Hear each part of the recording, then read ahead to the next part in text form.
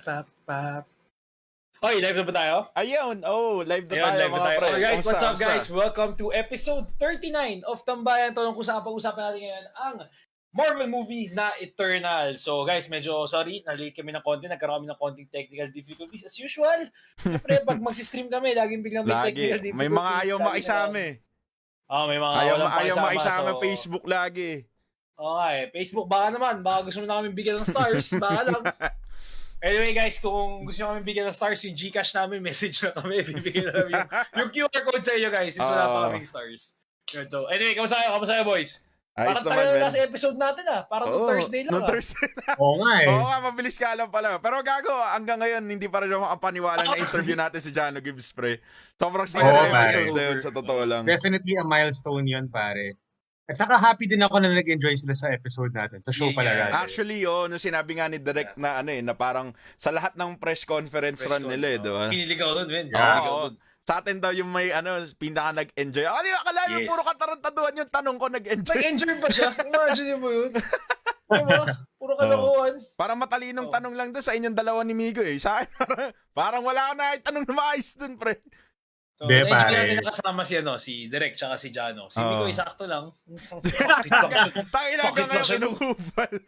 Bakit lang naman siya doon? Labas ginawa doon. Pag-ngiti-ngiti lang ginawa niya last week eh. Pagod na trip eh. Diba?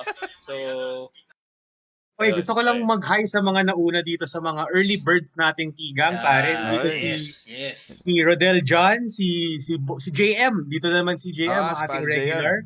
Si Eman, si Sean Garchi, pare, andito rin. Tsaka si All Alfonso, pare. Malapit na rin regular. Si Eman din.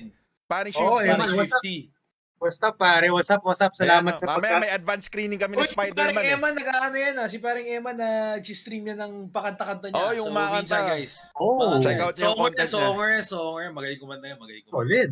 Tsaka si paring Cody nandito na din. Paring Cody yan. Cody, live from New York, pare. Live from New York. Nasa New York ba siya? New York? Sa New York, New York, Cody eh. New York Cubao. New York. Ay, dapat English speaking tayo, hey! What's up, Cody? What's up, mate? What's up, brother? Let's go! Umalis ka naman. Yes. Okay, game. Pag-usapan na natin to, mga tol. Okay, so muna natin pag-usapan yung mag-intro muna kayo. Hindi pa kayo nag-i-intro. Ayun na nga. Sabi ko nga. Introhan mo muna. Well guys, salamat sa pagsubaybay nyo sa episode 39 ng Tambayang Talong. Malapit na tayo sa episode 69. Medyo halfway done na tayo doon. So remember, episode 69 is going to be the very special episode. So stay tuned till then. Pero for now, for tonight, pag-uusapan namin ng, should we say na controversial. Very controversial movie na Eternals. I would say a bit, yes. Kasi 50-50 yung audience reception dito. Some people like it, some people don't like it.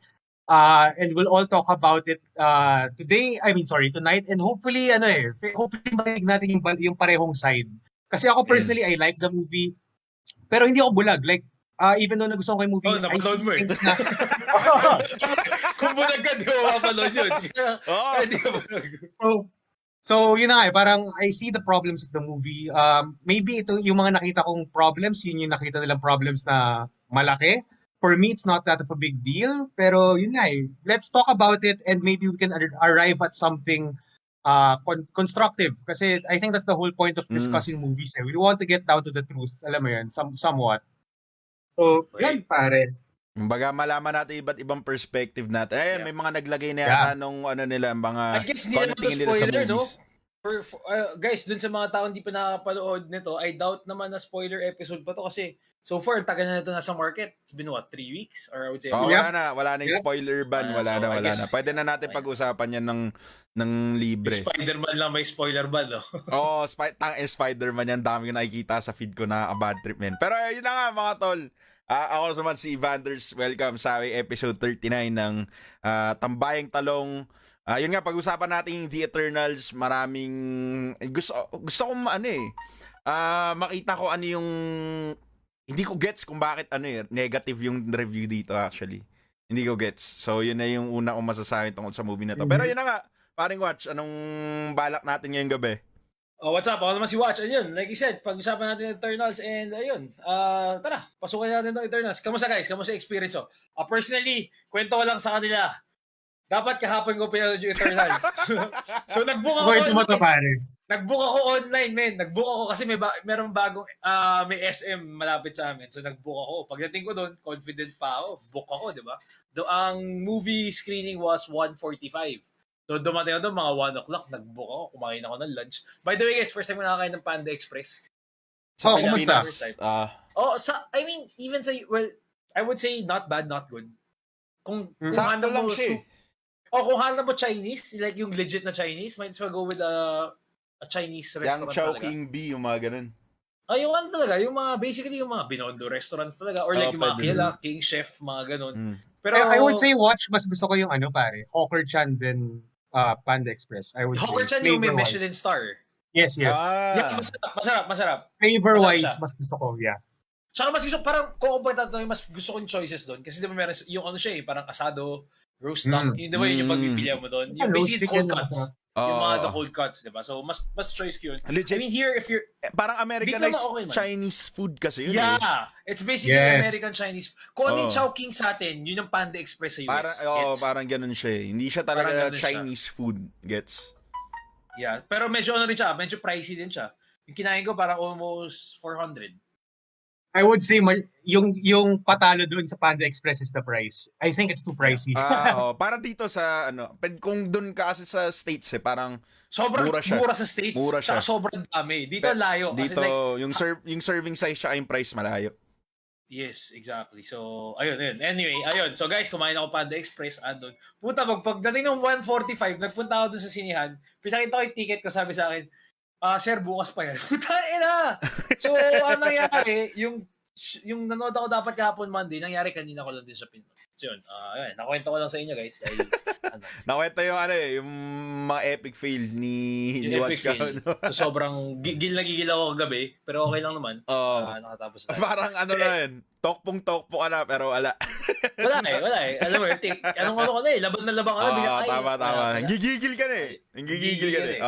Sabi ni, gusto ko lang pala, basahin, sabi ni Maring Dayan, hindi ko pa ito napapanood due to work.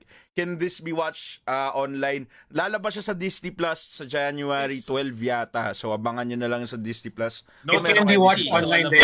You know what's up. It can be watched online. You know what's up. No to piracy. Pero, yung official sa January pa. Disney. Okay, so, tara, pag-usapan natin. Honestly, wala akong idea kung yung pinapanood. Nung bago ko panoorin to, wala akong idea kung ano itong mga to. Kasi hindi ko nga kilala kung sino itong mga Eternals. Although, yun nga, Gilgamesh kasi parang Bible name, di ba?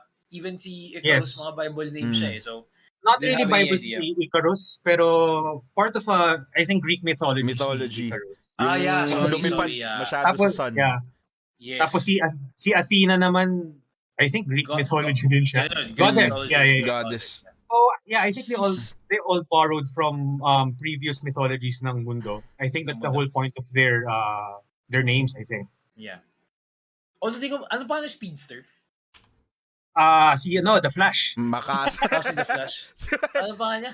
Parang Makasa, parang ganun yung pangalan. Nakalimutan ko. Hindi ko nakalimutan ko yung pangalan. Si Sprite, saan ba galing yung pangalan ni Sprite? Just Sprite? Yung inumin yan eh. Yung kay Lebron. Hindi na alam ko eh. Pero ito ba galing yun? Pero parang... Yung parang tubig. Yung parang tubig. Oo. Pero matamis. Pero matamis. Pagka parang tubig yan, iba may COVID ka. Wag mo lalasa yun. Makari daw, sabi niya. Makari. Sabi yung speedster, yes. Makari. Ayan, yan pala yun. So anyway, wala akong idea. So, basically, ito yung parang sinasabi nyo, pag pumasok ka sa movie, wala kang idea, wala kang expectation, which in my opinion was really nice. Kasi after the movie, I really enjoyed it. Same. You know, kung ano yung pinaka na-enjoy ko, na para sa akin lang personally na-enjoy ko, is pinakita nila yung Babylon. For some reason, I mean, wala, kasi di ba, normally, supposedly Babylon was one of the ancient wonders of the world. Yes. Di ba? It was part of it. But we never had the chance, anyone in our generation never had the chance to see at least a picture. Di ba? Tapos parang doon, wala, pinakita lang nila. Nirecreate nila, di ba? And then, ang ganda lang ng backstory kasi the thing that I really like about this show, sabihin ko na from the start, yung backstory na parang... Yung initial thoughts natin. Yung parang lore, na parang backstory ng history natin. So which is quite amazing, di ba? Parang kumbaga alternate reality natin na parang ganito pala nangyari. Yes, so, I'm a big fan of that. Yun eh. So, I really enjoyed it going in. And honestly, katulad sinabi mo kanina, people are hating on this movie. I really don't get the hate. Parehas tayo, parehas tayo. I don't Actually, find... may comments si JM about that, pero basahin natin yun later pag diniscuss Sige, na natin sige. yung negatives.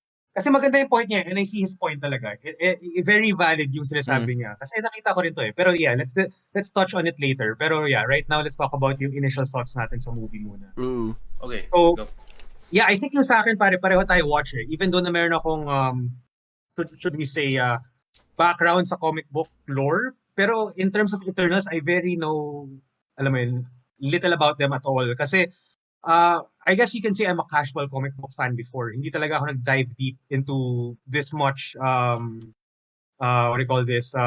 Kasi from what I know before, yung Eternals, they didn't have a modern comic book run nung panahon ko back in the day, which was 2010 or 11. No, wait. Sorry, 2008 and 2009. So, ang alam ko lang sa kanila is just, alam mo yung tipong pag yung nag-rabbit hole ka sa Wikipedia nung araw. Yes. Nangyari yun.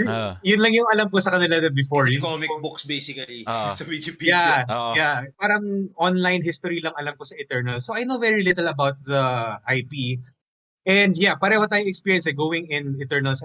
I know very little. Pero I think that's part of the advantage din eh. Maybe that's because yun din yung naging reason kung bakit ko nagustuhan yung movie. I really have zero expectations. In fact, I have very low expectations when I got in this movie. Kasi before I watched this movie, I heard a lot of people that I follow and also my friends na hindi nagustuhan yung movie. Yep. And at the same time, I also had some friends that liked it as well. Pero parang mas resounding yung pangit na reception. So me going in the movie, medyo mababa expectations ko. And surprisingly, I liked the movie, pare. Maybe yun yung initial thoughts ko, pare. I was surprised that it's a very different formula of Marvel. In fact, it's not really a Marvel movie, if you ask me. Yes, actually. Hindi nga. Yeah, kasi yung the way Eternals it felt like a sci-fi movie. Kumbaga, imagine mo parang Denis Villeneuve, parang mga ganun sci-fi. Yung tipong a movie that asks big questions, a movie that is more somewhat meditative about yung parang ano yung moral choice, yung mga moral compass ng mga itong bagay. It felt like that kind of movie. And I think the biggest challenge of this movie is that they're telling a story about literal gods. So, kung isipin mo pare, ito yung challenge ng DC. This is why DC characters aren't really parang emotionally resonant. Relatable. Yeah, and relatable. Kasi they're gods eh. Alam mo yun, parang since they're gods, it doesn't make sense to put them in such trials na hindi na, alam mo yun, na mahihirapan yung tao. Pag nilagay mo yung gods doon, parang it doesn't make sense eh. So I see the challenge and for me, it works. Kasi, kumbaga, yung pagkagawa nila sa story to, tama sinabi ni GM, which we'll touch on later, na it's not really about a hero's journey because ano sila, they're gods and they're dealing with something different, and the way they're handling this story is much more different than a normal human would. So for me, it works, at least in that aspect. There are other problems with this movie na I see more glaring than the higher concept of how the story works as a whole. Pero in total, gusto ko talaga yung movie eh. Kasi it's fresh, it's not the usual Marvel formula. Alam mo, it has a signature. Yun yung masasabi ko sa kanya. May signature yung moving to in a sense na pag sinabi mo na Ant-Man, comedy. Pag sinabi mong Doctor Strange, parang medyo recall that, medyo horror-ish. Mystery. Psychedelic. Yeah, psychedelic. Pag sinabi mong Eternals, parang sci-fi. Parang very strict, high concept sci-fi. So gusto ko yung signature nito kasi it's not, hindi siya pambata, I would say. Usually, Marvel movies are for kids. Alam mo, usually parang medyo slapstick. That's the usual Marvel formula. But Eternals, for me, it's a bit more mature in terms of tone, in terms of the story it's trying to say, pati na rin yung mga big questions sinusubukan niyang itanong sa audience tsaka dun sa mga characters niya. May comedy din, pero I would say hindi Marvel comedy siya, you know? Like, hindi yung parang nakasanayan mong Marvel comedy. Parang Yeah, yung yeah, humor it's enough not. lang para i-break yung sobrang lupit na Yes. tension. Tapos after nun, Yes. babalik na sila dun sa tone ng movie. Kaya okay lang din siya. Yeah. And so I yeah, would say so very relatable yung humor. I would say. yeah, Oh. yeah. In Hindi terms of siya yung... character also, gusto ko din siya. Mm. Yung humor ni Kingo, si Kumail Nanjiani. Oh. He's very Cheer, good si in his Cheer. role. Mm. Si Cheer. Gago. Pero Cheer. sana nakakuha tayo ng mas screen time sa kanya, pero gets ko naman kung bakit hindi, kasi nga doon dahil sa tone ng movie. Pero ako naman mga pre, siguro first impressions ko dito sa movie na to. Parehas tayo Migo parang pangit din, hindi naman pangit, mababa yung expectations ko for this movie kasi parang lahat nga nagsasabi pangit. Tapos once na nakita ko tong movie na to, yun din yung una ko sinabi, diba, doon sa GC. Kaya hindi ko gets ba't mababa score nito, ng audience score. Gets ko 47 siya sa Rotten. ako yung critic score kasi sa totoo lang di ko pinapansin. Mas pinapansin ko talaga yung audience score. So parang yung audience score parang 70 lang, parang ganun. Na feeling ko dapat siguro mas taas ng onte. So, kaya nagulat lang ako doon sa mga tao nagsabing hindi nila trip. Pero yun nga kasi iba-iba talaga tayo ng taste sa movie. Ako personally, nagustuhan ko talaga to.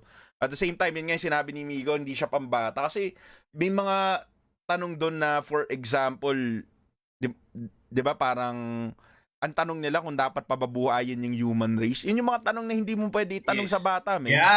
So parang tayo na mas matatanda tapos nakikita mo yung problema ng mundo, bigla ka mapapaiisip, diba may mga meme na parang bumabalik na yung faith nila sa human race, yung mga ganong memes, diba? So parang dito sa sa movie na to, inaatake nila yung china-challenge nila kung paano mag-isip yung mga tao talaga, na bakit yung mga tao gigil na gigil sa isa't isa. Pero itong mga gods na to, tinitingnan nila o na may mga nag-iisip sa kanila na pwede pa kayong iligtas, hindi nyo naman kailangan magkagulo-gulo. So parang interesting lang sa akin yung parte na yun, na bakit nga ganun mag-isip yung mga tao kumpara sa mga beings na to, which is yung Eternals. Isa pang nagustuhan ko doon siguro, sobrang yung team nila, yung buong party nila, ni-remind, kasi alam niyo naman, ihata ko dito yung video games. Sobrang naalala ko dito yung mga MMORPG na mga nilalaro natin nung bata tayo. Kasi iba-iba sila ng skill, gago. So for example, Parang may Pwede ka mga jobs sila. may mga jobs Pwede sila. ka mamili, gago. So for example, si Icarus, para siyang si Superman. So ganun yung style niya ng powers niya. Tapos si Gilgamesh, para siyang brawler kasi Gauntlet yung niya.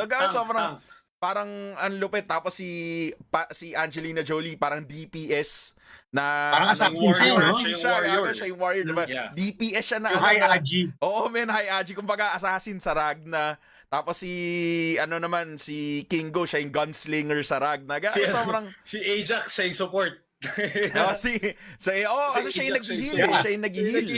Siya yung nag-heal, pare. So, parang sobrang tuwan-tuwa lang ako dun sa aspect na yun na parang yun nga, naalala ko yung mga video games na nilalaro ko ng bata ako sa mga characters din. At the same time, yung personality ng mga ng mga bida dito din sa buong movie. Gago, nagustuhan ko sila kasi nabigyan sila ng iba't ibang flavor. Kumbaga nabigyan sila ng emphasis bawat isa na parang iniisip ko nung una, parang baka mahirapan kasi isa sa mga, although alam na natin kasi gawa nila sa Infinity War yun, pero parang para sa panibagong IP, which is first time lang natin nakita para sa karamihan tong Eternals. Parang hindi natin alam kung paano nila aatakihin yung mga characters na to. Magiging side characters ang ba sila na nilagay lang sila sa movie para madami silang tignan na grupo tapos may papatayin sila. Pero hindi, turns out may mga maganda silang ugali yung mga tao, yung mga Eternals, sa parang makaka-relate ka sa kanila in different ways. Yun yung nagustuhan ko talaga dito sa movie din na to.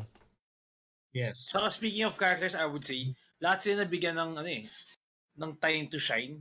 Ayun nga, Even if they were 10, kahit 10 sila, they all had their moments na parang wala kang 10 sila. 10 sila. Wala kang makikitang character na parang putang ina naman 'to ginawa buong movie. Yung every character ko baga nagkaroon sila ng time na masasabi mo, okay, may inambag sila sa storya, may inambag sila sa movie. Which in my opinion was good. Also, I'd like to add on that, I have to agree with Migo. Ito yung isa sa mga Marvel movies na kung wala ka alam sa MCU tapos pinanood mo, hindi mo makakalain na Marvel movie. Yes. Oh. Basically, it could actually agree. stand alone, to be honest. Kahit yung post-credit scene, even the mid-credit scene, kung hindi ka nagpa-follow ng Marvel, parang walang nawala sa'yo eh. Walang nawala. So ito yung parang sa mga movies sa pagpilo mo, kaya mo lang siya enjoy as a movie itself. It could basically stand as a movie on its own. Kasi Yes. mga Marvel, minsan sakit nila eh. Pag may lumabas yung isang movie, dahil continuous yung world nila, kailangan mo pa siyang i-connect with other movies. But with Eternals, I guess, wala eh. Wala kang kailangan i-connect sa kanya na movie. Siya lang talaga mismo eh. Yes. Which in my opinion is a positive, not something negative. Mm. Is, yun din yung na-realize ko pare after watching the movie. Parang hindi mo mafe-feel na Marvel movie siya in terms of world building Kasi parang usually nasanay na tayo na parang tinan mo, yung pinaka-latest natin na panood na Marvel movie was Shang-Chi. Mhm. And even in that movie we saw pare si oh my god. Who's that? Si Jimmy Santos pare. Sino ba 'yun? Mandarin? Si Wong. Si Wong. Jimmy Si Santos. Wong. Si Wong. Diba? Jimmy Santos. So nakita natin si Wong, di ba? Oh. So parang doon pa lang sa pag first time mo manood ng Shang-Chi, magtataka na kagad parang sino tong Wong na to? Kumbaga hindi mo makikilala, hindi mo magagrasp yung Yung scene na yun. Yung scene na yun tsaka yung parang gravity ng character na to without knowing Wong in the previous movies, di ba? Pero dito sa Eternals, everyone is a new character. Nandito siya variant niya. Ni Wong. Andyan. Variant niya. Yung Korean version. Si Gilgamesh. Si Gilgamesh. What's his name again? Si Si Gilgamesh. something Lee. Si Dan Lee ba yun? Don Lee. Don Lee. Don Lee pangalan niya. Si Wong ba Korean? Hindi Korean si Wong, eh. I'm not sure. Hindi ko lang sure. I am not sure. Pero yun pare, that's definitely one of the strengths of this movie. It didn't feel like a Marvel movie in terms of connectivity. So ano siya in a sense para siyang fresh, I would say in that regard. Kasi ano siya parang ito yung perfect movie na pwede mong pasukan na kahit di ka na ng trailers or hindi mo pa napapanood yung mga ibang IP, ibang movies. Tsaka kunyari, kahit hindi ka Marvel fan, actually, I would still recommend this movie kasi makaka-follow ka pa rin sa nangyayaring story. If anything, you might be invested in the story that the Eternals are trying to say more so than the entire Marvel story, the movie machine that is Marvel. Feeling ko, kasi if you look at no spoilers, kung mapapansin niyo yung parang story dito sa Eternals, parang very separate from the Avengers. Alam mo yun, yung usual natin. Kasi they're instructed not to mingle with them. Alam mo yun, parang hindi sila pwede makialam sa business nila. So in a way, parang ibang storyline yung nangyayari dito. And I would say I'm very much more, honestly guys this is tough to say, pero I guess mas invested ako sa mangyayari dito sa Eternals than sa mangyayari sa Phase 4, pare. Kasi sa Phase 4 parang gets na natin parang okay, may bagong bad guy, si Kang the Conqueror may most likely dito patungo, tapos magti-team up sila. Parang alam mo, parang alam na natin yung formula. Yung lagi natin sinasabi. Pero dito sa Eternals parang may ibang nangyayari. Parang may fresh na nangyayari na hindi nila pina-follow yung usual formula. Oo, pare, kasi okay, ang hirap pag-usapan yung movie itong walang spoilers. Pero the way the movie ended, sobrang hindi siya parang Marvel na natapos how do you say it? Kasi when a Marvel movie ends, parang may finality. Alam mo parang okay, tapos na, masaya lahat. Pero dito yung natapos yung movie, parang bitin ka, shit, no? meron pang malaking mangyayari. Alam mo yun? Actually. Totoo yun. Shit, nakalimutan ko. Fact, si Wong kasi naisip ko. Sabi ni JM, Wong is British. Real name niya. Real name din pala ni Wong is literally Benedict Wong. Yeah, so Wong din siya. Napaka-creative, no? Ano kaya pangalan ito tato? Gawin mo lang, Wong. Apelido mo na lang, yun na yun. Para madali. Ako dito, shit, may sasabihin ako, nakalimutan ko. Anyway. Nawala yung train of thought ko. Ano ba yan? Yung first impressions? Hindi. Wala na nga. May gusto ko tanong kay Migo Pa-follow up ko dapat kay Migo regarding yung sinasabi niya. Wala na yung train of thought ko. Baka mamaya bumalik. Ito ba yung mas interested ako sa mag-unfold sa Eternals than sa Phase 4? Hindi. Parang prior to that may sinabi ka. Pero anyway, tuloy natin. May gusto kong tanong Anyway. No. So, ano Ikaw, Van? ano yung tingin yung ano dito, men? Pwede na natin siguro pag-usapan dito, no? Mag-spoilers na tayo after neto. Kasi tapos na yung first Yeah. impressions. Tapos na. Kasi gusto ko na pag-usapan din yung story. So, para sa mga tigang, kung hindi nyo pa napapanood, spoiler alert. Ito na yun. Magsisimula na kami sa spoiler cast. Pero yun na mga tol. So, para dito sa storya na to kasi, so, naninibago lang ako dun sa yung aspeto na to na, kasi kinuwento naman nila na hindi sila pwede makialam dito sa buong universe. Kasi yun yung sinasabi sa kanila ni Aja. Kasi yung reason kung bakit hindi sila pwede makialam kasi may kailangan silang buhayin na celestial, which is si Tiamut. Diba? So, parang ang iniisip ko lang dun, kasi since magkakakilala, diba nabanggit ni King Go na nagkita sila nila Thor, hindi ba alam ni Thor na may mga Eternals? Kung hindi kaya nakwento yun ni Odin dun sa mga ano, sa kila Thor, para malaman nila na may mga Eternals na tumatakbo sa galaxy. Kasi diba, I'm sure Thor knows. Oo, kaya si Captain Marvel, kasi 'di ba sa maraming Eternals sa iba't ibang iba-ibang planeta. So, doon lang ako nagtataka bakit hindi pa nila alam. Pero syempre, isiningit na lang naman talaga sila sa storya kumbaga sa totoong buhay. Pero doon ako nagtataka in terms of sa lore, parang feeling ko sa akin lang medyo kulang lang doon sa part na yun. And also, ito yung sinabi ko before the show. Yung sobrang gusto ko nga yan, tama amigo. Sinabi to ni paring Migo kanina na tawag dyan, parang pinakita nila may iba't ibang languages from different eras kasi hindi naman talaga nagsasalita ng English lahat yung mga yun, men. Pero, so, yeah. So, yung very realistic. Ang hindi ko lang nag-gets na gago. Ba't sila may accent ng ano? May accent sila ng mga ang tawag dyan, ng mga tao sa Earth. Kunwari, si Icarus, diba? Para siyang Irish, gago. Pero dumating sila parang 5,000 BC, gago. Ng mga caveman pa lang. Sure ka ba na nakuha niya sa Irish? Yung baka nakuha ng Irish sa kanya. Yeah, mismo. That's what I was going to say as well. Baka sa kanya mismo. Baka baliktad. Imbes na sila nakakuha nung accent, yung mga tao nakakuha ng accent sa kanila. So parang yun yung nag-lead sa kanila. Remember nung Babylon, naghiwalay na sila. After Babylon. Gets. So baka, mali mo na sa Ireland, nag-chill si Icarus. Mali mo si Icarus doon tumambay. Baka tao sila mag-break. Pagkatapos sila mag-break na ano. Kasi sakto, nag-London yung isa. Bagay. Tawid lang, di ba? Kaya dali yan napuntahan nung may deviant, di ba? Makalimad siya agad.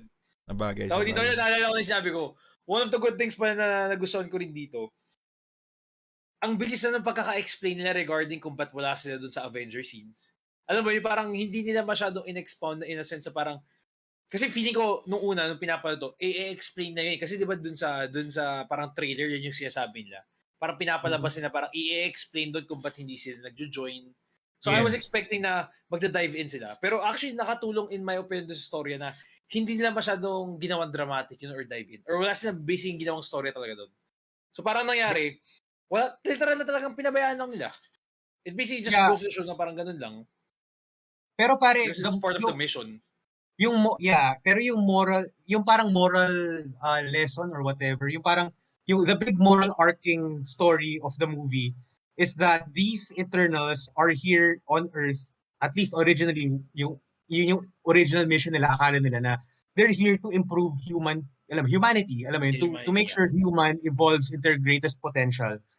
So they're very careful about many things, diba? So I think yung explanation nila, yung very simple explanation nila na we can't meddle with their business kasi they won't reach their full potential actually makes a lot of sense, pare. Kasi pwede mong isipin na parang magulang sila tapos yung humans are the kids. You can't protect your kids. Hindi ako magulang pero this is what I know about basically yung topic na to. You can't protect your kids from everything kasi it will make them weak. It will make your kids weak. It will make your kids fragile. The best thing you can do is to make your kids strong so that when something hard comes their way, they're strong enough to deal with it. Diba? So in a way, yun yung nakikita kong reason ng Eternals na hindi sila pwedeng laging umepal sa mga malalaking problema ng tao. Kasi kailangan mag-grow ng tao doon sa hardship na yun. Kasi kung lagi silang tutulong, lagi lang lax yung mga tao. Hindi matututo yung tao. Exactly. Yeah. So for me, yung maliit na explanation nilang yun, ni Salma Hayek at saka ni Ajax, at saka ni Icarus, parang it really makes sense right away na parang, oo nga, no, like, ganun nga pala yung, kasi they're gods eh, alam mo yun? Yeah. So it kind of makes sense na parang sabihin nila na hindi tayo pwede umaya palagi kasi hindi sila mag-grow as people. So parang ako like, fuck, that makes a lot of sense.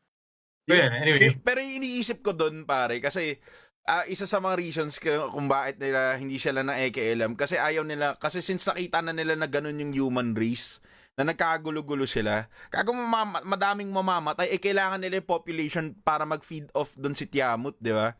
So feeling ko yun yung isa sa mga reasons kung bakit hindi sila tumutulong sa advancement ng human race, kasi pagka sobrang bilis na at pinapatay ng mga tao yung isa't isa, matatagalan yung pagbuo ni Tiamut, yung pagkapanganak niya, kasi kailangan ngayong maraming population dun sa isang 'di ba? Sa isang bansa. So parang feeling ko yun din yung dahilan kung bakit hindi sila nakikialam. Kasi technically speaking din, 'di ba, yung inaano ni sino yun, yung black guy yung na Eternal? Fastos ba? Fastos ba yun? Festus. Yun, so parang sabi niya all this time parang pwede ka naman pala makialam, parang ganun yun, parang may nasabi siyang ganun na line dun sa movie nung nagkita yata sila, kung di ako nagkakamali. Pero yun nga, feeling ko yun yung dahilan kung bakit hindi sila pwede makialam, kasi kailangan nila yung mga tao para or ipanganak yung panibagong celestial. Yeah. At the same time, they need people to grow, pare. Kasi when you think about it, the movie has two agendas. Ajax already knew that the humans were becoming better. Kumbaga, humans are becoming too important to just be food for another celestial. Kasi simula pa lang ng movie, nasa Babylon sila, nakipagkita siya kay the judge. I forgot his real name, pero technically his name's the judge. Si Arthritis yun, di ba? Yeah. Pero nakita niya si the judge. Tapos sinabi niya na parang sabihin niya na parang these humans, there's something special about them. Yeah. Tapos parang sinabi nung judge na parang hindi, kailangan mo pa rin magpatuloy sa mission. So in a sense, parang may dalawa ng perspective na nangyayari doon sa mundo eh. May dalawang agenda na nagpo-push. Yung isang agenda, which is technically yun yung kunwaring nangyayari, is yung they're trying to build humans the best way. Ay, kumbaga, they're trying to grow humans the best way that they can. Tapos at the same time, yung parang second agenda, which is yung original agenda ni the judge, is to just let them be, kasi who cares? Alam mo yun? Just make sure na nagtathrive sila, alam mo yun, parang at the end of the day, kasi wala naman tayong pakialam kung ano mangyayari in the end eh. Kasi just actually, technically their main goal was just to eliminate the deviants. Oh. Yeah. So wala man talaga silang pakialam regarding kung mag-advance ng technology, kasi nga ang sa kanila is protektahan lang yung mga tao from that para lang hindi sila kainin. Diba? Pero by the way, sobrang missed opportunity yung deviants, pare, just saying. Yun lang din hindi ko nagustuhan. Ang bilis nilang pinatay yung ano na yun. Yung parang naka-absorb ng powers ni Gilgamesh siya ni Ajax, na parang 'di ba nagkaroon siya ng personality. Ano ba yun?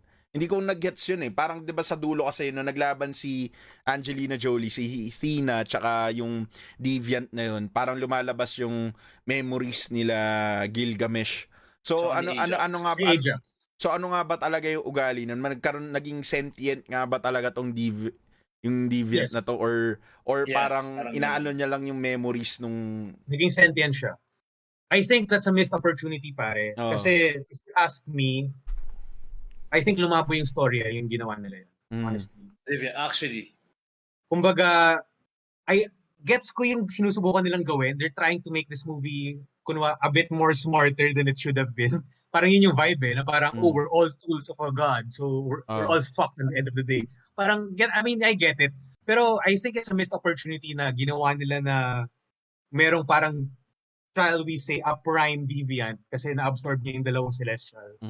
Sobrang missed opportunity yun kasi kumbaga lalo lang nila pinalabo yung story in a sense na parang parang alam mo it didn't contribute to the depth of the story kasi ginawa mo lang is nagkaroon ng isa pang somewhat a celestial na that is dealing with another existential problem that doesn't really contribute to the story. Ah, So I think they should just made him strong without making him very smart.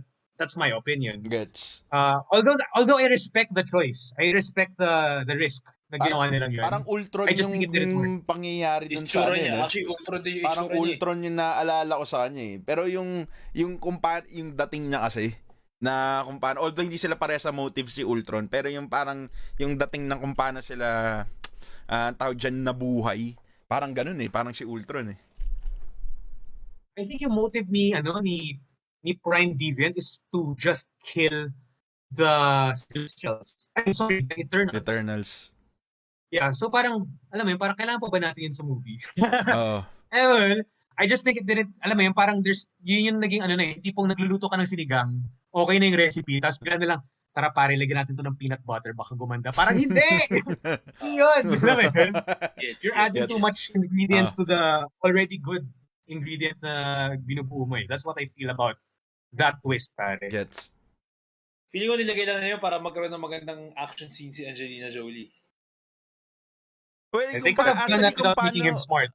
Oo nga eh. Pwede nga yung ganun, tama si Migay. Tsaka at the same time, kahit di naman sobrang angas ng ano, kung paano siya namatay eh, sa totoo lang. Although, putang ina, parang yung itsura niya, nakaband ng ganyan siya, no? Tapos may mga tentacle, sabi ko, putang ina, parang Japanese porn to, gago. Parang napaload mo na, no? Parang nakita ko na sa habdo, puta. Ayop din. Pero actually, yung totoo yung sinabi ni Migo, feeling ko dapat nag-focus na nga lang sila. Ako mas gugustuhin ko pang nakita na nakalaban pa nila yung yung Celestial, si Tiamut, kesa doon. Kasi okay na ako doon sa naging masama si Icarus doon sa buong movie. Na hindi ko na-expect, by the way. Ang ina-expect ko talaga magiging masama talaga si si Druid. Druid. So, siya yung ina-expect ko noon eh. Pero anyway, okay na ako doon. Pero mas gusto ko sana nakita ko yung si Tiamut na nakalaban lang natin. Kasi parang gets ko yung Unimind na nagkaroon sila ng ganong klaseng power. Feeling ko di rin talaga natin makikita kung makalaban si Tiamut. Kasi pag lumabas si Tiamut dun sa wala na yung Earth eh. Oo, GG na lahat. Ano ba yun? Kasi lumalabas na siya eh. Kumbaga parang pag lumabas siya ng buo doon, literal na tangina lumabas na siya pasabog na yung Earth. Sasabog yung mundo. So talagang hindi talaga natin makikita at lumabas si Tiamut. Although tangina medyo weird do. Para siyang pinapanganak. Gets. Kala ko lalabas siya na na parang siya yung sisira ng mundo ganun. Pagkalabas siya tsaka pa lang gets. Yun na, sira na yung mundo. Basically nabuhay na siya. Okay. Siguro pwede tayo mag-dive into sa mga yung mga sinasabi ng mga tao sa comments. Parang maganda sigurong pag-usapan to. Ang tingin nyo? Yeah, sabi ni JM, I think my biggest question here was based on their own standards. Thanos was part eternal and deviant. That's true, pare, by the way. So, kapansin mo, pare, yung kapatid ni Thanos, si Eros, very pogy, di ba? Si Harry Styles. Si Harry Styles. Yeah, so yun yung reason ko bakit si Thanos lang iba itsura doon sa family niya is because si Thanos is part deviant and part celestial. Eternal rather. So tama yung sinabi ni GM doon. Knowing that he's got Infinity Stones and the glove, he was a legit universal threat, and that warranted for them to at least show up and help since that they were also considered as the enforcers versus deviants. Even Ultron could have been a universal threat in no time. Anyway, just an observation. Actually, JM, I really think na yung kay Ultron, I think pwede mo pa i-pass yun na hindi sila equal. Pero yung kay Thanos, you do have a point kasi Thanos is part yan. And if alam mo kung mission nila is to actually to defeat and kill all deviants, Thanos is part deviant, that is still part of their somewhat responsibility. You have a point, pare. I think that's how shall we say, a plot hole. Mm-hmm. So let's see, pare, moving forward if they'll address it. Kasi I think they're gonna dive in deeper doon sa lore ni Thanos and Eros since that they introduced Eros already in the post-credit scene. But pare, you are right, pare. I just want to point that out. Yeah. That Thanos is part. Ewan ko, di naman sa pinagtatanggol ko yung Marvel. Pero feeling ko, how long was Thanos on Earth ba? On the first one? He wasn't really that long kasi dito eh. He's not that Siguro, long. feeling ko baka ito yung ilalabas nila na plot hole dito. Na parang na-shock yung Eternals but biglang nawala yung kalahati ng mundo na. Pwede. Parang chill lang sila. Day 1, uy gago, may alien. Kung hindi Makikita nila ba alam tayo? talaga kung ano yung plano talaga ni Thanos. Pwede. Oo, parang gano'n. Day 1, gago, may alien, makikialam ba tayo? Gago, huwag kayong makialam, chillan tayo. Pero yun yung question doon. Pagdating day 3, gago, ba't kalahati ng mundo? Wala na. Pero yun yung question doon uli eh. Na-gets ko din kung saan nanggagaling si JM. Kasi kung nawala na yung 50% ng ano. Kasi hindi nawala yung Eternals eh. Kasi parang nakita ko na parang kasi synthetic sila. Hindi sila nawala dun sa mga life forms kasi yun yung mga binawasan lang ni Thanos na may 50%. So, kung yung ang problema nila is yung tawag mo diyan, yung kailangan nila yung population para makabuo sila ng celestial. Kailangan nila yung mga life forms inside the planet para makabuo ng celestial. Parang feeling ko nga dapat nakialam na sila dun sa problema nila. Nakialam nga sila. Dapat talaga. Although I don't think they were aware that was Thanos' plan to begin with. Oh. Pero tama talaga yung point eh. Nung lumabas si Thanos sa Earth, I think they should have intervened somehow. Pero tama yung sinabi ni Wach, napaisip din ako. Gano'ng katagal nga ba si Thanos nandito? Kasi feeling ko yung nangyari dito sa Earth, parang dumating siya, tapos mga 10 minutes later, nag-snap siya, tapos yun na yun. Nag-snap. Parang ganun eh. Sa bagay, parang mabilisan lang yun yan eh. Paglabas siya sa Wakanda, yun na yun eh, no? Oo nga. Yeah, mismo pare. So baka siguro sila din nagulat, gago. Parang tangin naman, wala na yung kalahati ng mundo. That's really possible, pare. Nakikita kong yun yung route na gagamitin nila to explain it. Kasi nung sa Infinity War, parang majority ng Infinity War, pare si Thanos nasa Titan, di ba? Titan, yes. Titan Doon nila nilalabanan ni Spider-Man, nila Doctor Strange, na Iron Man. Tapos dumating lang siya parang last 10 minutes ng movie. Nung Infinity War, naglalaban na sila. siya. Diba? Nag-stop shots. Bumounce na siya kaagad, pare. So yeah, you have a point, pare. Nagmagsasaka na siya after nun eh. Diba? Yeah. Pero yung threat ba nung Infinity Stones, kasing lakas niya yung mga Celestials, yun yung gusto kong malaman eh. So, siguro so. Hindi. Kasi di ba yung Power Stone galing sa Celestial eh. Tama ba? Yung Power Stone. Yung pinakita sa Guardians of the Galaxy. Di ba galing sa Celestial yun? Power Stone. Yes. Wait, sa first movie? The Infinity Stone? The Power Stone ng Infinity Stone? Yeah, yung Power Stone ng Infinity Stone. Basta may isa doon eh. Yung di ba may scene sa Guardians of the Galaxy na pinakita yun? Ginagamit nila. Yes, ginagamit nila. Doon sa Earth. Yes. Oo nga. Yes. Sa Celestial talaga yun. Yes, ginagamit nila. Pero fun facts lang sa mga viewers natin, mas naunang nabuo ang Celestials before yung Infinity Stones. So, ganun sila katanda. Yeah. So, they're really... they're basically the makers of the galaxy kung di nagkakamali, di ba? Pwede mong sabihin yun. Kaya nga yun yung di ba? Kaya nga yun yung parang sinasabi din ni Icarus na parang this one Earth here, kailangan masira just to have a billion other lives. Kasi one Celestial could actually create a galaxy, not just a solar system, but galaxies. Lives na yung kapalit versus sa isang planeta, yun yung sinabi nila. Yeah. Which I think, ito nga yung nagigets yun, which is I think parang very true. Na in life, that's basically the cycle. Na parang, it is. When something dies, something is reborn. Rebirth. Okay, to be honest, hindi masama yung plano niya. Well, hindi masama. Pero parang, if you think about it, that is life. Yun it's yung nature. It's nature, yes. Yun yung plano ni Arthritis eh. Si Judge Arthritis. Hindi ko alam kung pangalan niya. Basta yun. Basta si Aeon. Pangalan Di ba naman eh. Arthritis tayo Arthritis eh. Arheim ba? Arheim? Natin. Celestial in Eternals. Pero yung kasi yun eh. It's basically nature. Yung pangalan niya. Pero it is nature. So, nagigets ko naman yung point. It's just that na-attach nga lang talaga yung Eternals. Arishem. Arshem. Yun. Arthritis ang puta. At least letter A, gago. At least letter A. At least letter A. Close enough, gago. Arthritis yan. May question si Shaq. Sabi niya, isn't ego a celestial? Yes, diba, ego is a celestial too. Ano siya? Ego is a... merong term, may proper term kay ego eh. Ano siya eh, celestial na rogue celestial siya. There you go. Kumbaga, hindi na niya sinunod yung mga celestial. Hindi niya sinusunod yung mga duties niya. Parang nag-YOLO siya pare. For lack of a better term. Gusto na nag-a-absorb. It shows naman eh, diba? It shows naman eh kung ano ginagawa sa movie niya. Wait, I guess a celestial is basically someone who could create life. Parang ganun eh, no? Oh. That's how I see Yes. it. Parang ganun. Yes. Like si Ego kasi, di ba, mundo siya eh. Literal, isa siyang Yes. mundo. So, I guess Yes. para siyang ganun. YOLO, rebelde. May sabi si JM pare, there's also a big contention that the Infinity Gauntlet can defeat the Celestials given that it was being Yes. wielded by a user who really knows how to use it. Comics lang though. I guess, Yeah. yes. Actually, JM, I read the Infinity Gauntlet comic book run way back before. And yun nga doon sa story yun, Thanos became really powerful in wielding the Infinity Gauntlet na pati yung mga ibang Celestials, pati sila Galactus, sinubukan siyang pigilan kasi he became too powerful basically. Okay.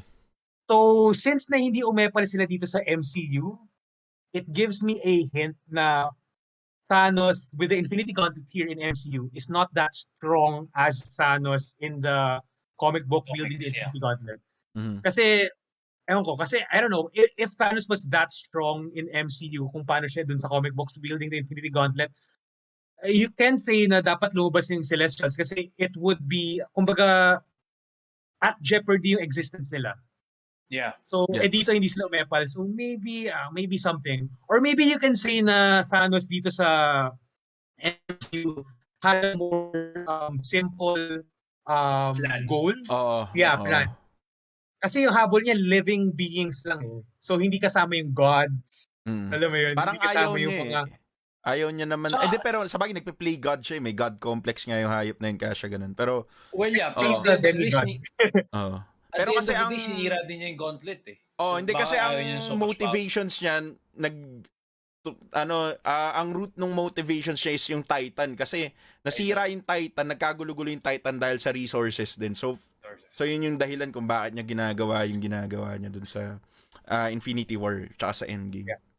Can I just say, pare, I'm a big fan of sci-fi. Tapos, ever since nung bata ako, I've always had this parang, ah parang, how you say it? Parang fear Pangarap. at the same Fear. time, yung parang wonder na parang fuck, sobrang laki ng galaxy. Meron diyang mga things na talagang hindi natin May ma-explain. alien.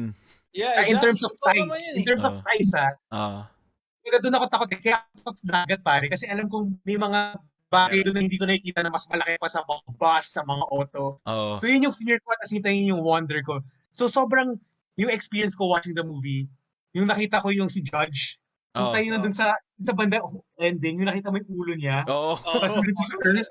Parang ako, oh my God, as in, nung bata ako, like, imagine these things. Tapos nakita ko siya on screen, parang ako, I was so happy to see that. Kasi parang, alam mo, parang nasatisfy yung pagkabata ko in a sense na parang, fuck, kailan kaya ako makakita ng like ganito Celestial. kalaking thing na nakakatakot. Alam mo yun? Not really celestial, but something very big. Makita, men. Alam mo yun, na nakakatakot. Makita And nakita mo, nakakatakot. di ba, parang po tayo na parang kung makita mo yun in real life, parang Oh, merong man. isang bagay na mas malaki sa Earth. Parang what the fuck, Parang gago? yung siya Shang-Chi, lumabas yung dragon sa tubig. Gago. Oh, man. Parang ganun, Pero men. gabi yung si Judge nakakatakot yun. Nung makita mo sa sky, ganun itsura. Gago, Sa bagay, totoo yun. Min. Parang Tangina, may magwawala ka dun. tapos na ang buhay sa mundo. Pero Preg, ang gusto ko pag-usapan, ano yung favorite scene nyo dito sa movie na to? Oh, shit.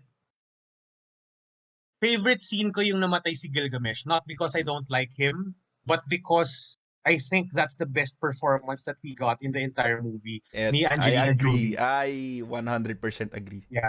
Kasi parang yung sinabi ni GM kanina na parang these people are gods, technically speaking. So I think yun yung naging challenge ng actors also, na parang sinabi siguro sa kanila ng director na parang, okay, so ito yung emotions na kailangan mo ipakita sa scene, pero huwag masyado kasi hindi ka tao, Diyos ka.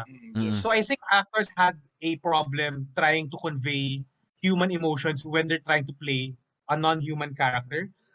Pero dun sa scene na namatay si Gilgamesh tapos yung nag-emote si Angelina Jolie, parang tangin na feel ko talaga yung pain niya, pare. Tsaka dun ko rin na-realize na parang, fuck man, like Angelina Jolie is not just a hot actress, she's a great Marunong actress. siya, man. Magaling talaga siya, pre. Hindi naman siya, pare. Yeah. Legend So I think that's my favorite scene, pare. Ikaw, Wach. Shit, wala akong favorite scene sa buong movie to be honest. Wala akong maisip. Crush mo si Gemma Chan eh. Ayaw mo ba yung Imagine na ikaw si Icarus dun sa Hindi. Sa umpisa. sa simula.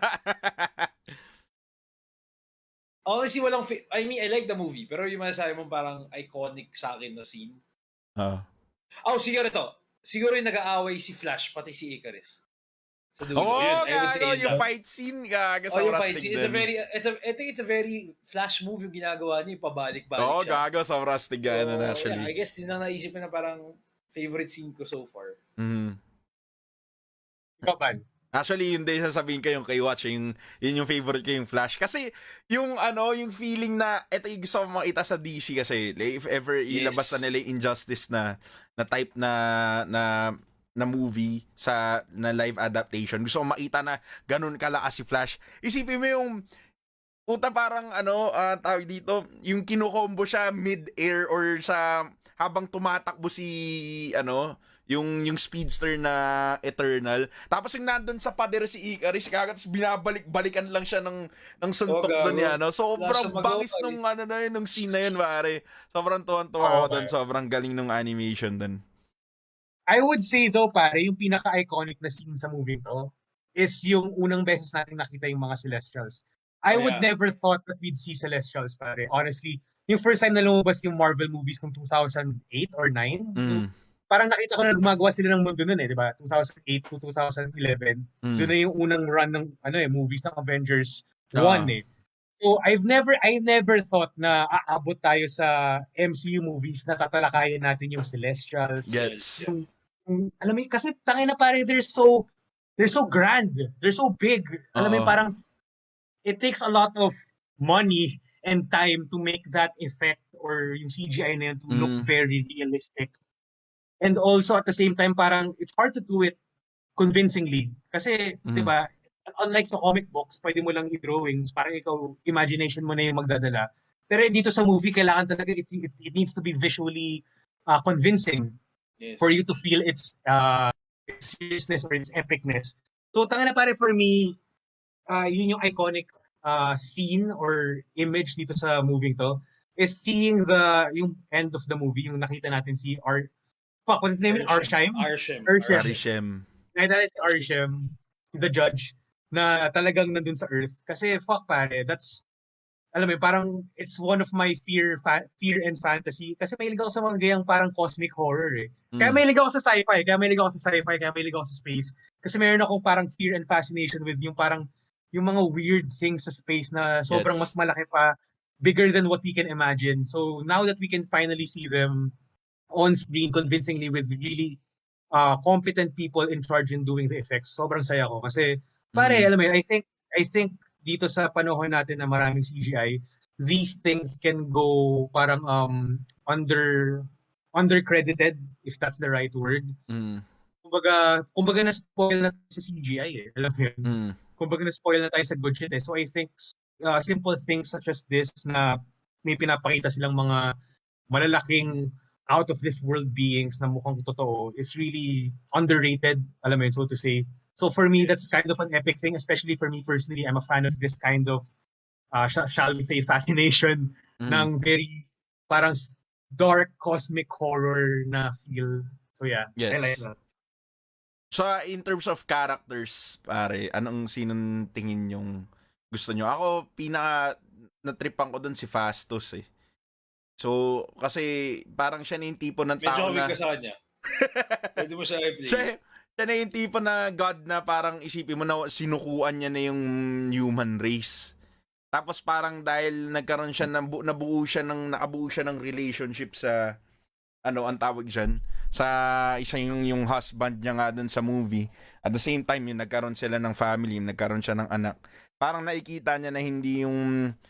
all hope is not lost kahit na ganun yung may mga sa sobrang greedy ng human race na kaya nilang sirain yung isa't isa. Parang nakikita pa rin niya yung pagkabait ng mga tao. So, parang sa akin lang habang iniisip ko yun, kahit na ngayon na mas matatanda na tayo na parang ako din minsan iniisip ko, sana maubos na lang tong mga gagong to. Yung mga tipo ng tao na wala namang ginagawang maganda sa buhay nila, tas tinatry pa nilang sirain yung pamumuhay ng ibang tao. So parang ako ganun din yung feeling ko. So Tapos parang minsan, pagka nakita ka rin ng mga magagandang bagay na ginagawa nila, for example, dito na lang sa Bagyong Odette, diba? So nakikita mo yung mga tao nagkakaisa sila na para tulungan yung mga tao doon. Sa parang isip mo, hindi may chance pa talaga bumawi. So parang naiisip ko yung Pilipinas doon in a sense na parang sa sobrang daming katarantaduhan na nangyayari sa bansa natin in terms of sa government.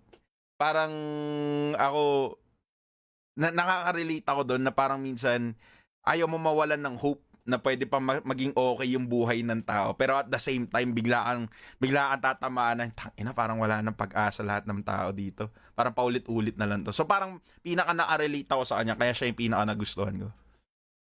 I agree, pare. And that's why I like the movie. The movie asks or shows us these big questions na, na hindi usually tinatanong ng mga movies, pare. And it really, probably kung hindi mo trip yung mga ganitong shit, probably won't like the movie. Pero ako personally, yun yung gusto ko sa sci-fi eh. The reason why I like sci-fi is because sci-fi is usually the genre that asks big questions such as that. Alam mo yun? It really makes you think about your existence, your psychology, your humanity, your morals. And that's the reason why I like this movie. I'll be honest, this movie didn't really execute the scenes that I loved perfectly. Pero just the fact that they tried to do it, especially from a Marvel movie, I think yun yung big plus sa akin eh. Kumbaga, yung reason kung bakit ko gusto to, not because the movie is perfect, but because the movie tried to do this angle or tried to make this risk. Kasi the more that we support the companies that try to put this message out, we're sending a message to them na parang, hey, we want more of this material. Can you do it better next time? Alam mo yun? Kumbaga, if we just support, no offense, shit like Shang-Chi, alam mo yun? If we just support yung mga typical Marvel movie formulas, alam mo yun, it's harder for these companies, these studios, to risk money in making movies na alam nilang that could fail. Kumbaga, bakit pa ako gagawa ng parang high concept sci-fi movies such as Eternals kung hindi siya nag-earn ng money? Dito na lang ako sa Shang-Chi or sa mga, alam mo yun, yung mga usual formula na parang, stay safe na lang diba? sila eh. You save. Parang ako, no, I don't want that. Diba? Yep. That's why I'm urging people to watch different movies such as Dune, diba? Para it's different, fresh take on usual movies that we watch. So yeah, kaya tinatry ko i-champion yung Eternals, not because it's perfect, but because I like what they're doing. And I think Kakaiba. and I think that they can do better. I think they can do better. If they can't do better, then I'll say about it. Then I'll change my mind. I'll tell them that, hey, you're just taking advantage of me. So parang I should do less of this. Pero for now, I like where they're starting. So I want them to do more of it. So yeah, yung tanong mo pare, favorite character ko is Angelina Jolie pare, si Tina. Kasi for me siya lang yung character dito na merong parang merong something to may arc, ganun. Not arc, pero she's the most relatable in a sense. I get. Kasi kung iisipin mo pare, siya may problema. Yeah. Technically speaking, I really like the concept na tinatry niya kalimutan yung mga masasamang nangyari sa kanya before kasi it's ruining her. Parang hindi siya makapag-function ng maayos in the present. You can say na that's actually an analogy for depression or for PTSD. Yeah. Honestly, you can say it's an analogy of that. Right? Or mental health in general. Mental health in general, that's right. So for me, I like that they did that parang arc or story. Kasi, I don't know, probably because for me personally, memories, the thought or the concept and the purpose of memories is such a big deal for me personally as a human being. Kasi, parang when you strip down everything of who we are is actually our memories, pare. Diba? Yeah. Parang how would you know that you actually lived a real life? But your memories, diba? It's not really what you do or what you build, really. Sorry. That's part of it. It's part of the equation. Pero the real essence of your humanity is your memories, pare. That's my case. So for me, si Angelina Jolie yung pinaka, I would say, relatable or sa kanya ako pinaka nag-connect. Kasi yun nga ang daming magandang parang ginawa silang sa kanya eh. Parang character, how do you say it?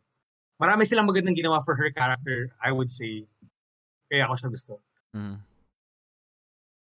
Ako naman, siguro favorite character ko aside kay Gemma Chan, si Cersei. Kasi again, I have to admit, sobrang crush ko talaga siya. I mean, tagal ko na siyang crush. Ay, Crazy Rich Asian, sobrang crush siya. I'll go with Gilgamesh. Natuwa ako sa kanya. I mean, like, I Mm. think all his scenes were actually scene stealer, kumbaga. Parang lahat ng scenes na doon were super epic, in my opinion. Plus, he was fun. His acting was really, well, I wouldn't say sobrang ganda ng acting niya. But in terms of character arc, to think na ina-expect mo siya yung pinaka-maangas or na guy doon. Turns out na palang siya yung parang pinaka-loving, soft, or I would say, pinaka-caring. So, I also like that. Plus, yung powers niya, medyo trip ko. Yung Ako, Gauntlet. tatanong mo, gusto ko, yung Gauntlet na ang lakas lang niyang shit. Kasi parang siya Brawler. yung brawler, di ba? So, Brawler siya, so rastig. tsaka angas niya eh. I mean, lahat ng scenes na doon na pinakita sa kanya, parang sobrang angas lang niya. And then yun pa nga. I mean, parang Gusto ko yung charisma niya, pare. Yes, yun. Tama yung point mo doon, Migo. Yung word na yun. Charisma niya. So basically, parang, this guy is very strong, but at the same time, meron siyang soft side. So it's basically the gentle giant of the group. So parang yung contrast na yun. I agree, pare. So, Special mention ko dyan, men, si Kingo kasi sobrang, nakakatawa lang talaga siya dun sa movie. Hindi, at the same time, yung iniinom niya yung beer tapos dura pala, fine-ferment pala sa dura ni Kingo. Parang, tsaka gusto ko yung parang yung pagpasok pa lang nila Icarus dun sa set, parang, oh, my friends from college. Parang, tangina, diba, sobrang, parang tontuwa lang ako paano niya tinatry itago yun. Lahat sila, di mo napansin, lahat sila lagi sasabi, college friend. College friends, Lahat sa college friend. Ang pulit ang puta. So parang tontuwa ako dun, galing lang. Benta rin yung ginawa ni Kingo, pare, yung kaya okay lang sa mga tao doon sa India na buhay pa rin siya. Kasi yung mga movies niya before, kunwari lolo niya. Sobrang smart, pare. Sobrang galing, pare. Pero ang tangi kasi kamukha niya, tas kaboses niya, tas parang kasing ugali niya. Tayo na, pwede ba yun, gago? Parang wala pa ng tatay mo, di ba? Oh, hindi gets ko yun. Pero wala man lang family picture, gago. Ano yun, parang nila. Ang kulit, gago. Yun nga, pero naisip ko, gago, di ako kamukha ko yung tatay ko, pero hindi kami magkamukha, gets mo? Parang kasi may halo na ng features ng mom ko eh. Tapos parang, for example, sa atin, pare-pare sa atin, gano'n. Pero siya, gago, sobrang eksaktong magkamukha silang lahat from ilang generations ago, gago. Kaya sobrang tawa na tawa din yung scene na yun. Special mention din yung kasama niya. Yung, sinubukan siyang patayan, gago. Yung yung valet daw niya, yung valet niya. Valet. Si Alfred. Si Alfred, I guess that guy kind of represents humanity in one way in the movie. Parang dinagdag siya doon to point out or like na parang, gago, ito yung feeling na may tao doon sa grupo. Parang gano'n. Yung shit niya. Pati sinabi niya sa last part alam mo parang nagte-thank you siya regarding humanity. Actually, nice touch, Very cliche though, parang kind of like that touch. Alright. Yeah, kumbaga siya yung, in a way, parang comic relief siya somewhat. Comic relief, yeah. Para sila. How many cameras do you have? ilan na yung nasira no? We talk about the negatives, pare. Sige. Yun yung actually yung yung hindi nyo nagustuhan sa movie, men? Siguro for me, pare, I mean, gets ko naman na it's probably ito yung design siguro ng pag-act nila. Pero sometimes meron silang scenes na very dull, very, shall I say, hindi naman boring. Boring is the wrong word. Pero dull. I think dull is the perfect word to describe. Masyado na mahaba, ganun? Oo, yung tipong dull. It's just dull. Alam mo, yung tipong very muted yung acting. So parang alam mo, there are some scenes na hindi ko nagigets yung, hindi naman sa hindi ko nagigets yung nangyayari, pero in terms of emotionally, parang, anong ginagawa nito? Alam mo yun, parang sometimes there are just scenes na hindi ako nagko-connect sa characters. I guess you can say Kid Druid, that's one. Probably because yun yung ugali niya as, yun yung parang ugali niya as the character. Pero I don't know parang there are a lot of more scenes na hindi ko na feel na authentic yung nangyayari. So parang, I think if I saw this at home, kunyari sa DVD or Blu-ray, I think I would be more distracted. Kumbaga, kasi napanood ko ito sa cinemas So parang in a sense, nakaupo lang talaga ako doon. Tapos maganda yung sounds, maganda yung visuals. So mas immersed ako. Mhm. Pero kung nanonood lang ako sa bahay sa TV, feeling ko madali ako mag-tune out sa mga ganung scenes. Gets. So, I think yun yung mga ibang problems na nakikita ko sa movie to. And yeah, yung parang sinabi ko kanina yung sa Deviant na ginawa nilang matalino.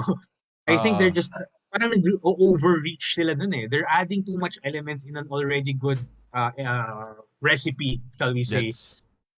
And yun nga eh, parang hindi siya nakatulong eh. Kumbaga, it hurt the movie more than it helped it. So, that's the one thing I didn't like as well. Mhm. Oh, another thing. Yung si Sprite, hindi ko na-gets yung ano niya. Hindi ako nag-connect kay Sprite, Yung pare. motivation niya, no? Kung bakit niya Yeah, tinulungan si Hindi ako Icarus. nag-connect sa kanya, pare. Oo. So, yun lang, I guess. I would say yun yung negatives for me.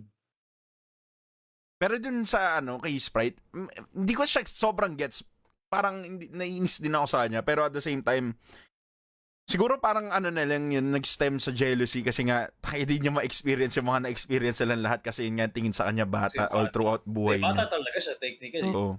Well, matanda na siya silang lahat eh. Pero kasi, ang tawag dyan, parang yung form lang niya, yung physical form niya is bata. So, parang gets ko din, kaya parang inggit na inggit siya dun. Lalo na siguro, parang hindi siya matripan ni, ni Icarus, di ba? So, gets naman yun. Parang iniisip niya, siguro mas matanda ako, tignan. Baka mamaya trip ako niya. Pero, medyo malabo nga yun actually. Diba? Ewan ko lang, parang hindi lang nag-connect sa akin yung arc na yun, pare. Feeling ko, actually, pare, think about it.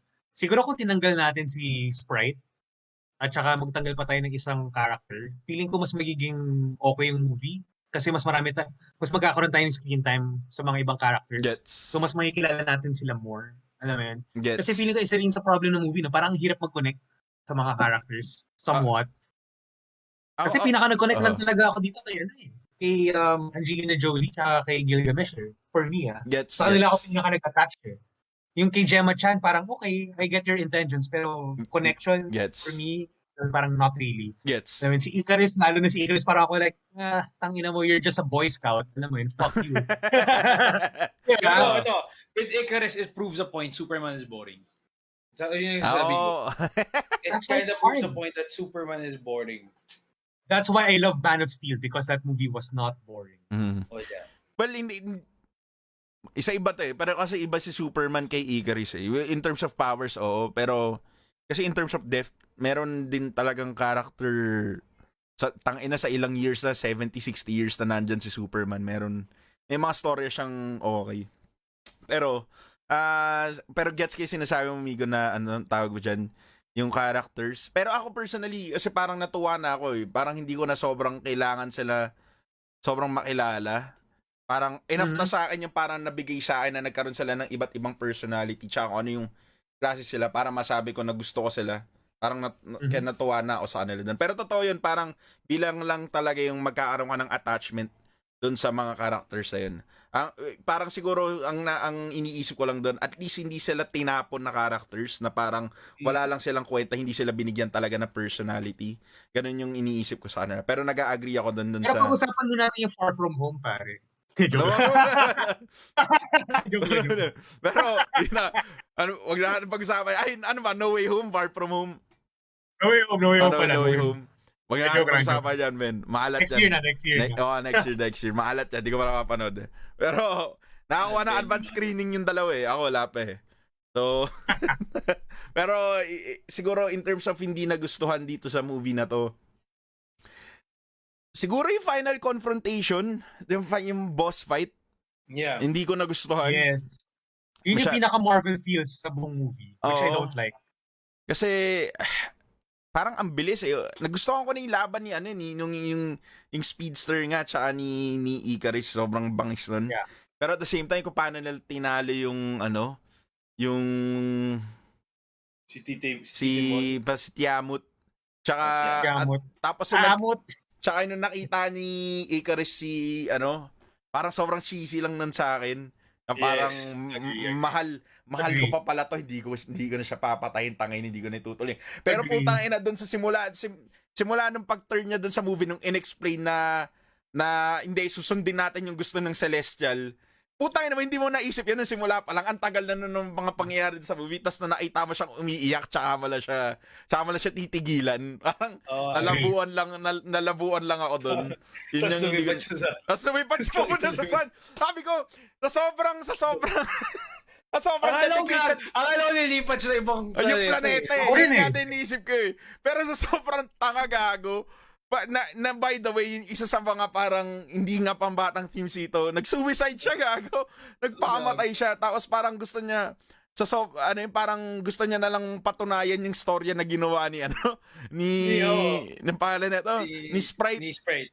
Lumipad na lang siya papunta sa sun. Sobrang tanga nun, gago. Hindi ko talaga nagustuhan din yun. Tsaka yun nga yung final boss fight na parang kala ko yung Unimind, parang gusto ko sana yun eh, yung gusto na lang gawin kay Druid.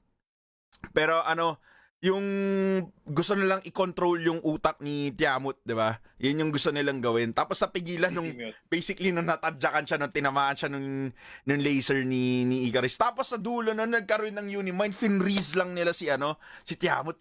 Medyo na bad trip ako dun sa scene na yun. Parang sobrang kulang lang nun sa akin. So yung ending, yung ending fight. Hindi yung ending kasi ending maangas yung ending eh. Gusto ko yung ending na yun na parang sinamon sila ni Arishem dun sa Earth, tapos kinausap sila harap-harapan gago. Sobrang bangis nun. Pero yung boss fight na yun, sobrang medyo supot lang para sa akin. I would say, Van, yung boss fight was not the best. Pero it didn't bother me. Mas nag-bother sa akin yung arc ni Icarus. Tama ka, pare. Sobrang labo yun. Parang, pinatay mo na yung boss mo, pare. Pinatay mo boss mo. Tapos, sinabi mo sa buong team mo na, oy, putang, ina nyo, sumunod kayo sa akin, ha. Kasi putang, papatayin ko kayo lahat, ha. Tapos, tangin yun doon na siya. Biglang hindi niya magawa. Parang ako, tangin na, pare, took you this long to realize that you're wrong. Tapos, sinalaman mo na mali ka, tangin na nagpakamatay ka, parang, ginagawa mo. Man. Yung literal namin na yun, ginagawa mo.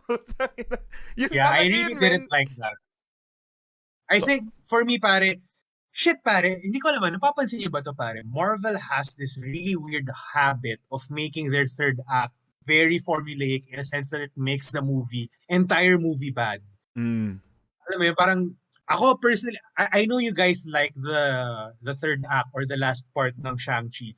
Ako, I didn't really like it that much. That's my least favorite part of the movie. Gets naman. Ito rin dito rin sa Eternals, pare. The third act is the worst, pare. And let's look back a couple of movies ago, even sa Black Widow, yung third act, yung parang pinaka-weird sa movie eh. And actually, yung third act yan ng movie. I think the whole third act parang nangyari na lang. Ano yun? I think the whole Black Widow was weird. So, yes. In terms of pacing, Mas weird nga yung third act nung yung third act na parang, uy, nandito na pala tayo, final battle na to. So parang, I don't know, pare. I think lately, Phase 4 Marvel has this really weird habit of making their third act make their movie worse. Kasi so far yung nangyayari, yung napapansin ko, pare. Black Widow, Shang-Chi, and dito sa Eternals. Pwede I like sobrang Eternals. ganda na pero sabay nasisira, I guess. Yeah, I like Internals, pero I'm not gonna lie, the third act was kind of shitty. Alam mo yun? Except for a few parts. Pero as a whole, yung kay Icarus, parang what the fuck, man?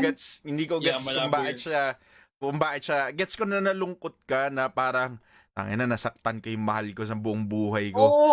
Pero mas marami pa siyang U-turn sa EDSA, pare. Tangina niya. Bakit ka papamatay? Hindi ko gets.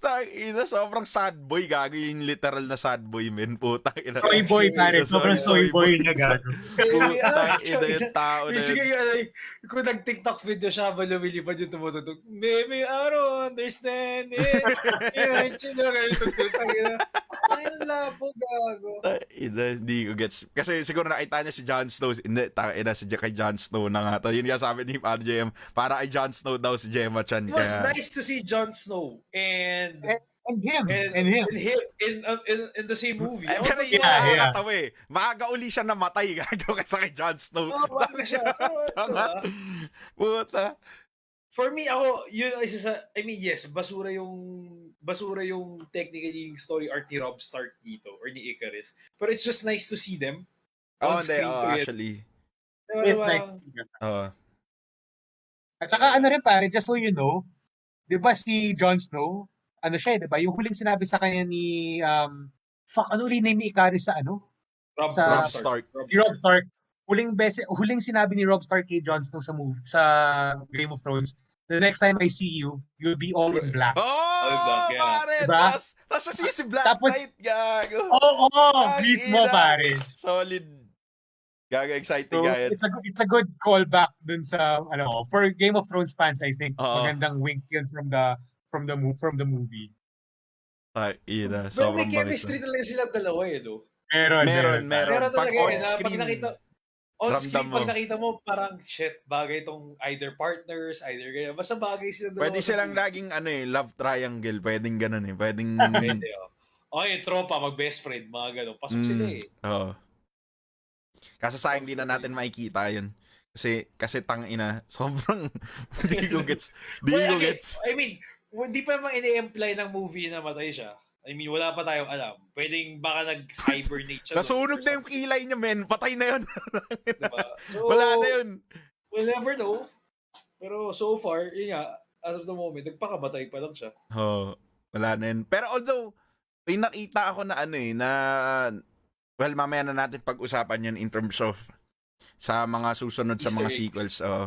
Pero ikaw parang Wach, anong hindi mo nagustuhan? First is, yung nirason nila kung paano nagkaroon ng bagong deviants. Yung sabi nila natunaw yung yellow, tapos bila lang nabuhay yung mga I think yun parang... tapos hindi nila na-detect yun. Oo nga, no? So I think that was really stupid na parang sinama nila Agree. sa movie yun just for the sake na magkaroon ng deviants ulit, in my opinion. Mhm. Second is yun nga, yung pagkakamatay ni Icarus. And third is, tangina na lumalabas si Titimon. Yung lumalabas si Tiamon. Basta lumalabas si Tiamon. Kung basta yung pa niya. Lumalabas si Tiamon. I was expecting na more of, kasi nandun sila sa team na parang people were dying. I was expecting na this would be something like a catastrophe basically on Earth. Pero parang it was na parang wala lang. Parang may lumabas na kamay na naging rock formation lang siya. Because everything went well na. I mean, I know we might see the consequences of it in the next movie. Pero based dun sa parang pinakita na, parang wala naman yun. Wala nagpanic, kumain pa sila ng lunch or something regarding it. So I think it was parang, alam mo yung grand, well for me, nakakabitin na grand yung epic na parang, tangina celestial to na, tangina pinapanganak sa mundo. Parang wala lang, not a big deal afterwards. Parang, it was kind of a letdown though. I mean, actually, hindi ko nga na-expect na makikita natin siya eh. I was hoping na hindi siya lalabas, to be honest, si Titimon. Kasi pag lumabas na ngayon, pinakita na parang, you're expecting a big battle, but we didn't see it or anything, di ba? So I was just kind of disappointed in that part. Tsaka yun, I guess the biggest disappointment was yun. Si Rob Stark, nagpakamatay siya for some reason. Parang, again, tama kayo, yung character kayo, labo di ba? Parang una, pinatay niya na yung boss niya di ba? So parang siguro doon, nagkamali siya, okay. Nakita mo na yung ex-girlfriend mo, di ba? Nakita mo na yung ex-girlfriend mo, so baka dahil, tangina, ito na ata yung chance kong bumalik. Putang yan, tinretin mo na lahat. Sinindak niya, pare. Ha? Di ba sinindak pa niya, tapos sinubukan niya patayin si Mabilis? Yeah, kasi I mean, ang dami mong ginawa, tapos nung nakita mong umiyak yung girlfriend mo, tsaka pa na-realize, tangina, mahal ko doon. Pukin na kanina, putay na, muntik mo sila patayin lahat. Tsaka ang tagal ng ganun, yun na yung plan niya from the beginning. Kasi ang tagal niya nang pinatay si Ajax So, basically, a week, di ba? 6 days ago. Parang a week.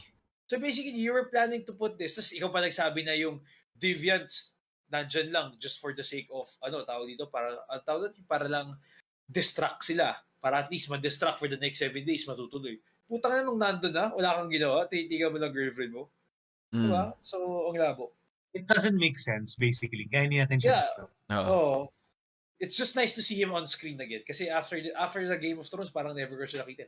And I liked him as Rob Stark. So, it was nice to see him. If you're a fan of Rob Stark, I think after Game of Thrones, he had may series siya pare, para siyang assassin siya, diba? Parang ganun. Parang Jack Reacher ba yun? Yung ba yung parang Jack Reacher?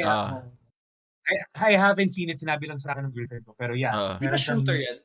Hindi ba shooter yan? No, not shooter. Pero siya, parang CIA agent, whatever. Yeah, it's may barrel, alam mo yun, whatever happened there.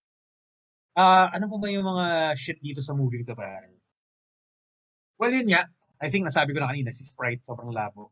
Oo. Yeah. I mean, pero tama si Ivan, I have to agree. I mean, yes, madami tayong characters dito na hindi ka magko-connect. Pero for me, tama na yung time nila na parang, okay, they all had their parts. Alam mo, It's parang, not okay, that it's bad. nice. Oo. It's not that bad. Kasi I mean, like, compared sa other movies na po natin ng multiple characters, let's go back to Army of the Dead. Oh Let's go yeah, back to our Army- favorite. Let's go back to Army of Thieves. Lagi Di ba, nating example yan, puta. Kung ikaw compare, at ito na nga lang Josh Whedon cut, Zack Snyder, which kanina pinag-uusapan nyo, there were characters na parang antatanga. Flash, nagmukha siyang gago dun. I mean, di ba? Ito, dito at least yung mga characters, hindi man natin tayo nakakonect sa kanya, nabigyan sila Pero ng sapat na sila para Sapat na, maintindihan mo okay sila na yung as story, characters. Yes. Oh. Basically, nandun na, di ba? So, I guess, in terms of character, okay yun. Yun nga, like si Sprite, magigets mo yung pinagdadaanan niya. Pero if you think about it, hindi siya relatable, kahit paano, or even her powers were not amazing. Gago, Ajax nga to be honest. I'll be honest with you. Gago, hindi ko alam kung ano ginagawa ni Ajax aside from healing, gago. Bukod siya pare, may dala lang siyang heal pare. O gago, kumbaga siya yung medic ng team, gago. Ano yung priest, kumbaga, high priest. Saan ka nakakita ng leader na medic lang, gago? Parang sa lahat ng games or sa lahat ng movies, gago, hindi ka makakita ng medic na leader, gago. Diba? So parang this was, well, again, it's new. Nothing against Ajax, pero yun nga na, diba? Nag-heal lang siya, nag-heal. Baka siya yung pinaka-wise, pero supot ng powers niya. Oo. Well, actually, come to think of it, I think Ajax is the wisest kasi... Yes, it's a million years.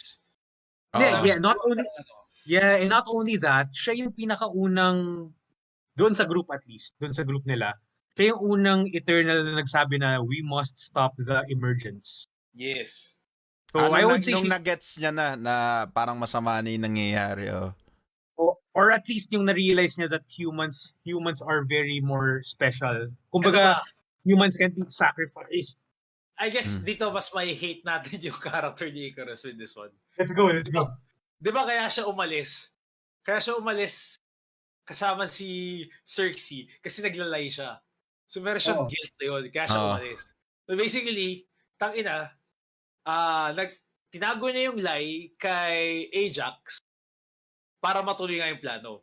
Tapos nung si Ajax, nagbago na yung isip niya, tangina, nag-stick pa rin siya dun sa lie. Na parang, tangina, I mean, I gets me, parang, okay, yung boss mo nga mismo, na yun yung unang plan niya, nagbago na yung iniisip niya eh. Alam mo yun? Tangina, ikaw, bakit hindi nagbago yung isip mo? Alam mo, parang, ano yung kasi basically, nag-gets siya nung una, sinundan kita hanggang dulo, kaya yung lie mo, itatago ko, kasi ikaw yung leader ko, ifa-follow kita hanggang sa dulo. Ang pero hindi na nagbago yung isip. Nung nagbago na, ba't hindi ka nagbago? Baka ma-pride. Baka ma-pride. Yun ba? Tapos parang, imagine mo, yun na nga yung gateway mo para balikan yung ex mo eh. Yung kasi ultimo yung leader mo, gago sinabi, tara, buuin natin sila lahat. So takina, ikaw ang ginawa mo, hindi, papatayin na lang kita, tapos ako bubuo sa kanila. So parang, what the fuck? Gago. Actually. Sobrang labo talaga ng motivation ng character niya, pare. Alam mo, sabi niya, kasi I'm loyal to kay Celestial Arishem. Parang ang labo, ako nalalabuan. Malabo talaga pare. Malabo talaga ako. Sobrang labo. As in, yeah, I think his arc is the weakest in the movie. Kasi it doesn't make sense eh. Alam mo yun? For me Baga pangit yung arc niya. It's one of the things that didn't really work for me in the movie. Actually, ito nga naisip ko yun. Mas magigets ko kung pinatay niya si Ajax kasi parang iniisip niya na gusto ko, pag nabuo tong plano, is ako yung prime Eternal. So yung parang feeling ko mas okay na arc pa yun eh. Na kaya niya pinatay si Ajax kasi gusto niya makuha yung prime Eternal na title. Kasi nga siya yung strongest in everything. Pwede, blah, blah, parang blah. hindi niya pa rin matanggap na si Cersei yung pinili ni Ajax na maging prime. Yun nga, isa pa yun, na parang si Cersei yung pinili. But the thing is, parang, hindi naman nila sinabi sa kwento na gusto niya maging leader or anything. Basta alam natin, tangina, gwapo siya, lumilipad, laser eyes suntok dito.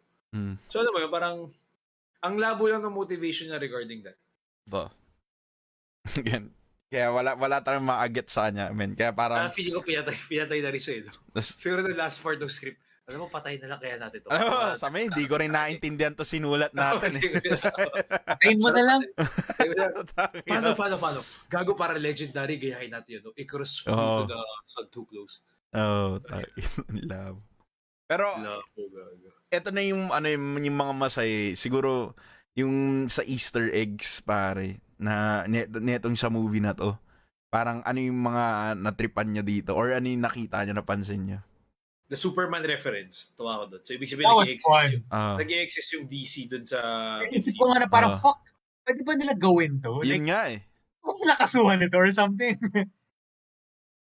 I guess as long as hindi mo ata pinakita yung logo or something. Pwede mo ata siya sabihin. Kasi di ba sa US, uso yung kunyari, Burger King ka, sabihin mo, basura McDo. Uso yun eh. I guess it works for there. Di ba? Dito bawal mo sabihin yun. Pero Gets. I guess Easter egg yun. My favorite Easter egg is the post-credit scene, yung Black Knight, yung pinakita yung ebony blade ni Jon Snow, tapos dumating si Blade! That's Blade. si Blade, Ben! Yes, si Blade. Si Blade pala yun po. Ako rin, parang sinabi mo sa akin, parang kung ulul, seryoso ba yun? Kasi pinanood ko yung movie, parang ako, sino yung nagsabi nun? Pero parang ego yung boses, si Nick Fury ba to? Alam mo yun? Tapos sabi mo nga si Blade, tapos chinek ko online. Oh, fuck, si Blade nga, fuck, confirmed, gago. Yun nga eh. Sobrang epic. Pero So I guess ano we're gonna have kinalaman like nila a crossover. Pero yun yung, gusto ko malaman, ano yung kinalaman ni Black Knight kay Blade. So parang, base doon sa mga nakita kong video, si Black Knight, yung mga naunang Black Knight, di ba sinabi niya, yung family history niya complicated, di ba sinabi niya sa dulo kay, kay Cersei. Tapos parang, parang masama, villains lagi yung mga Black Knights, di ba, nung sa mga ancestors niya. Depends. Oh, depende.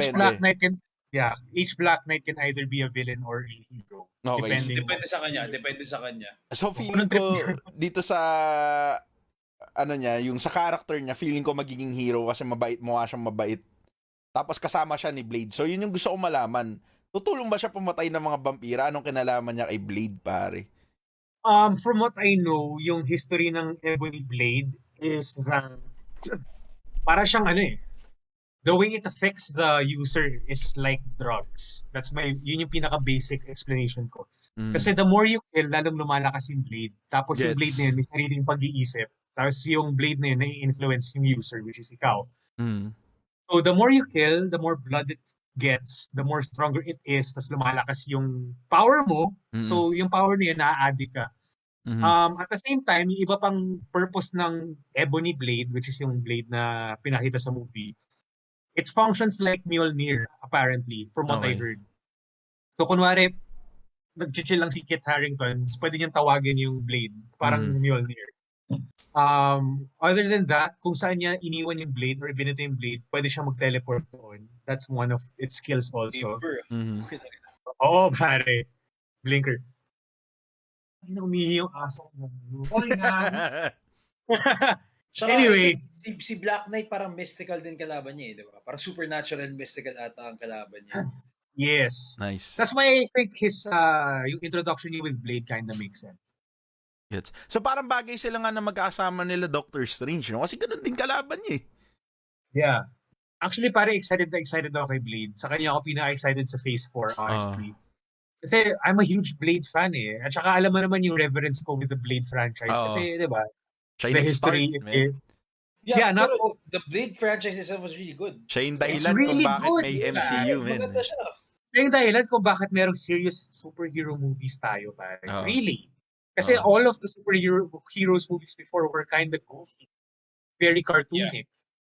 After Blade, nung 2003, 4, pare, it really changed the game, honestly. Ako, hindi ko nga alam na Marvel siyang franchise dati. Pinapanood ko lang siya. Kasi inisip ko lang siya, maganda siya movie. Hindi ko siya movie. Exactly. Diba? Hindi ko siya iniisip na part siya ng isang malaking franchise, pare. So, solid. You know, I wish in this upcoming Blade movie, magkaroon ng part sa Wesley Snipes kahit cameo. Oh! Parang kumbaga parang something like not passing off the guard. Pero parang alam mo yun, parang gusto mo lang siya makita doon. Na, kahit vampira lang siya. Kahit hindi na siya... Anyway. Kasi siya lang naman yung Daywalker eh. Yun nga, not even a main character, just like a character.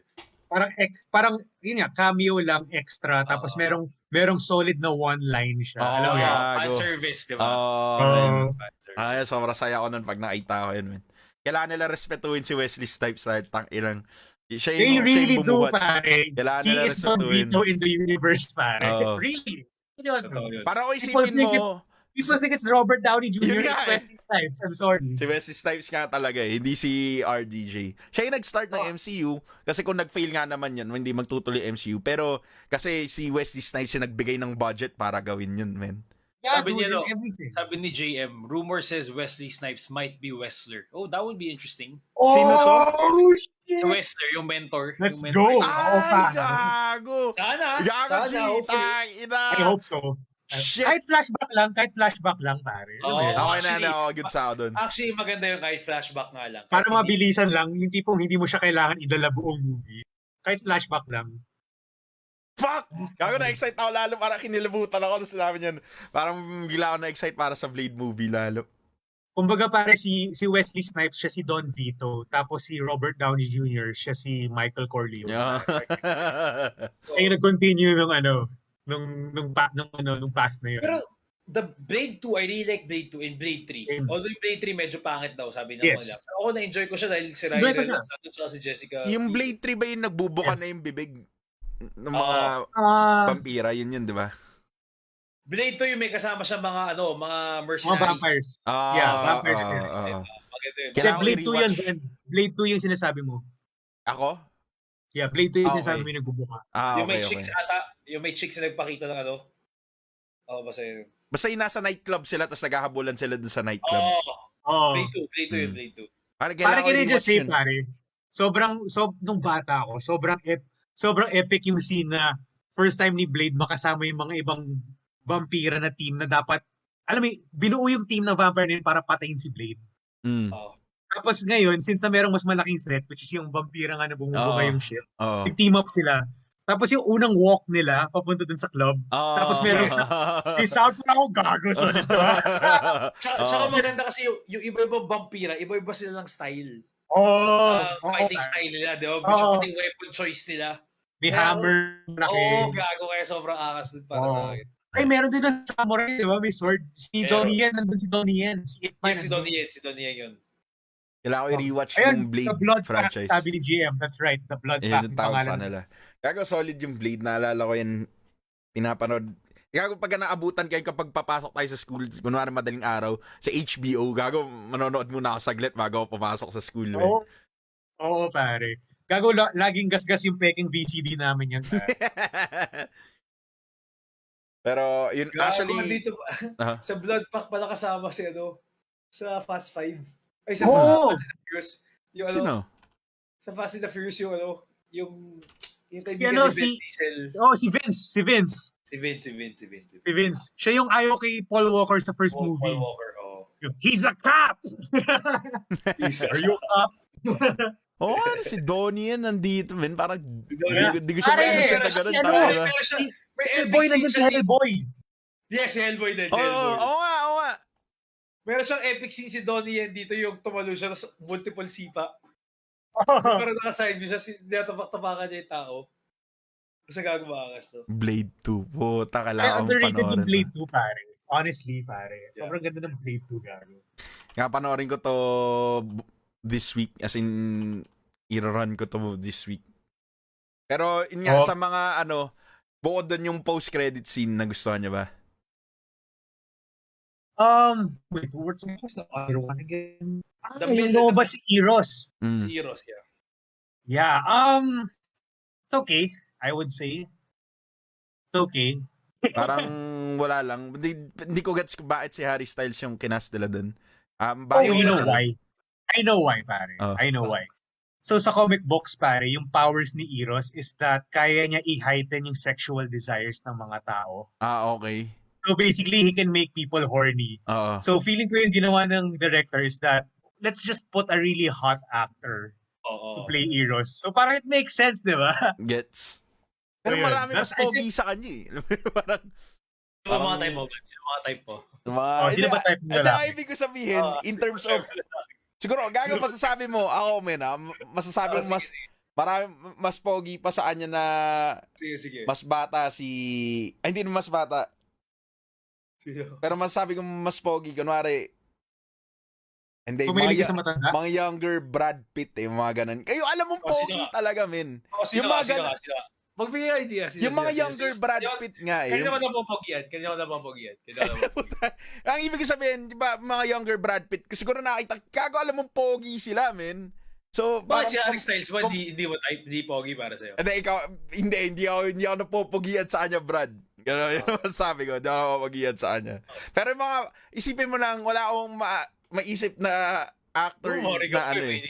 Pero ang ibig sabihin, kumbaga parang yung in terms of charm tsaka yung dating, yung parang mga younger Brad Pitt, younger Tom Cruise, dapat ganun ilagay nila, men. Parang hindi sok pa eh, para sa ganun eh. Pero parang may nakita rin ako na parang yung acting din kasi niya sa Dunkirk, yung nagustuhan niya ata ng director, na parang feeling ko, sakto lang siya dun eh. Sakto lang siya dun eh. Actually, I didn't like Dunkirk. Ako okay naman siya, na-enjoy ko naman siya. Ayun nga yung sinasabi ko eh. Parang, paano mo magugustuhan yun? Para magpa-cute eh. I mean, come on, that's his first acting movie. So gets. Yeah. Well, for me, it's not really the actor eh. It's just, kumbaga, the context of that post-credit scene didn't really give me that much excitement. Kasi, siguro kung yun lang yung post-credit scene, I would say, yes, I'm excited. Kasi, magkakaroon tayo ng sila Eternals 2 wherein they're gonna try to rescue Cersei and everyone else na kinuha sa Earth na Eternals. Kasi sabi niya, alam niya eh, kung nasan sila. Yeah. Pero the problem is, mas maganda yung second post-credit scene eh, which is yung kay Kit Harington tsaka kay Mahershala Ali. Alam mo, kasi pare, I don't know man. This is my very biased opinion. I'm just a big Blade fan, pare. I have reverence for the franchise and the character. Kasi technically speaking, nung bata, pare, alam mo paano ko na-discover si Blade, pare? I didn't even watch Blade sa cinemas because I couldn't. I was too young. Na-discover ko yung Blade, I think grade 4 tayo nito or grade 5. Umuwi ako sa condo namin sa Makati back then. Tapos, yung usual trip doon is that uuwi yung lola ko. Kasi makaka-uwi ako doon. Kasi out natin ng school 3:30, di ba? Makaka-uwi ako doon mga 4:30 or 5. Darating yung lola ko mga alas 8. So marami akong free time pare. So usually yung ginagawa ko, nagluto akong yakisoba, hotdog, snow down TV. Pero nagkaroon ako ng phase na maraming DVD kasi doon eh. Tapos yung mga karamihan ng DVD doon, hindi ko alam na movie or hindi ko pa napapanood. Tapos na-discover ko yung Blade pare. Tapos tanga na yung pinanood ko yung Blade, parang ako, oh my God. Alam mo yung parang feeling na, shit, naka-discover ako ng gold mine. Yun yung feeling ko yung napanood yung Blade pare. So very malapit sa akin yung Blade character in the franchise. Kasi it's one of those few movies that really ignited my, sabihin na natin, pagka-film fan. Alam mo yun? So, yeah. Pero totoo naman talaga kasi maganda naman yung franchise na yun. Sabi ni paring JM, ang sobrang late na i-incorporate si Adam Warlock sa sobrang late na daw. Ako, wala kasi akong alam kay Adam Warlock eh. Ano bang tingin nyo dyan? I think it's late in context of the timeline kasi pinakita to Guardians of the Galaxy 2. 2? Yeah. 2 pa eh. So, it kind of doesn't make sense na, alam mo yun. I guess better late than never. I guess that's what they're trying to do. Pero ano ba? Confirm naman sa Efron. Hindi, si ano na. No. Yung nasa Martha Millers na. Yeah, sorry. Si ano. Oh, gets. Si Will Poulter. Yeah. I'm excited to see Adam Warlock though because he's a very important character sa comic books. He's the one that actually got the Infinity Gauntlet away from Thanos in the Infinity Gauntlet timeline sa comic books. Actually, in-expect ko nga nalalabas si Adam Warlock sa Infinity War sa movies eh. Pero hindi. So, okay. Kaya nga, I guess hindi sinasabi ni JM na medyo too late. Pero I guess better late than never. Let's see how they integrate it. Kumbaga marami pa namang story na pwede nilang ipasok. So, I feel mas madami ngayon kasi they're going to, basically they're tackling cosmic shit na eh. Yeah, dude, mismo. Parang galaxies na pinag-uusapan. Dati Earth lang ngayon. Putang ina, galaxies na pare. So, and multiverses. Yes, and multiverses. So, tangina, mas madaming story na mai-unlock sila. Yeah, dude. I like it so much. I like the evolution of Marvel movies from very grounded na very realistic movies starting from Iron Man. 'Di ba Oo. parang very very ano pa yung Mm. technology nun eh. I mean, parang okay, imposible ito Terrorists, mangyari. mga ganon, Oo. di ba? Mga ganon Yeah. lang. Kasi bigla na lang nag-evolve tapos ngayon tangin na nasa space tsaka multiverse na tayo. I Oo. like it. I like the progression and the patience of Marvel to build this kind of world, pare. Ilang Yun nga. taon, ano? Sabi ni paring Robin, si Ryan Reynolds na sa Blade rin, sa Blade Trinity.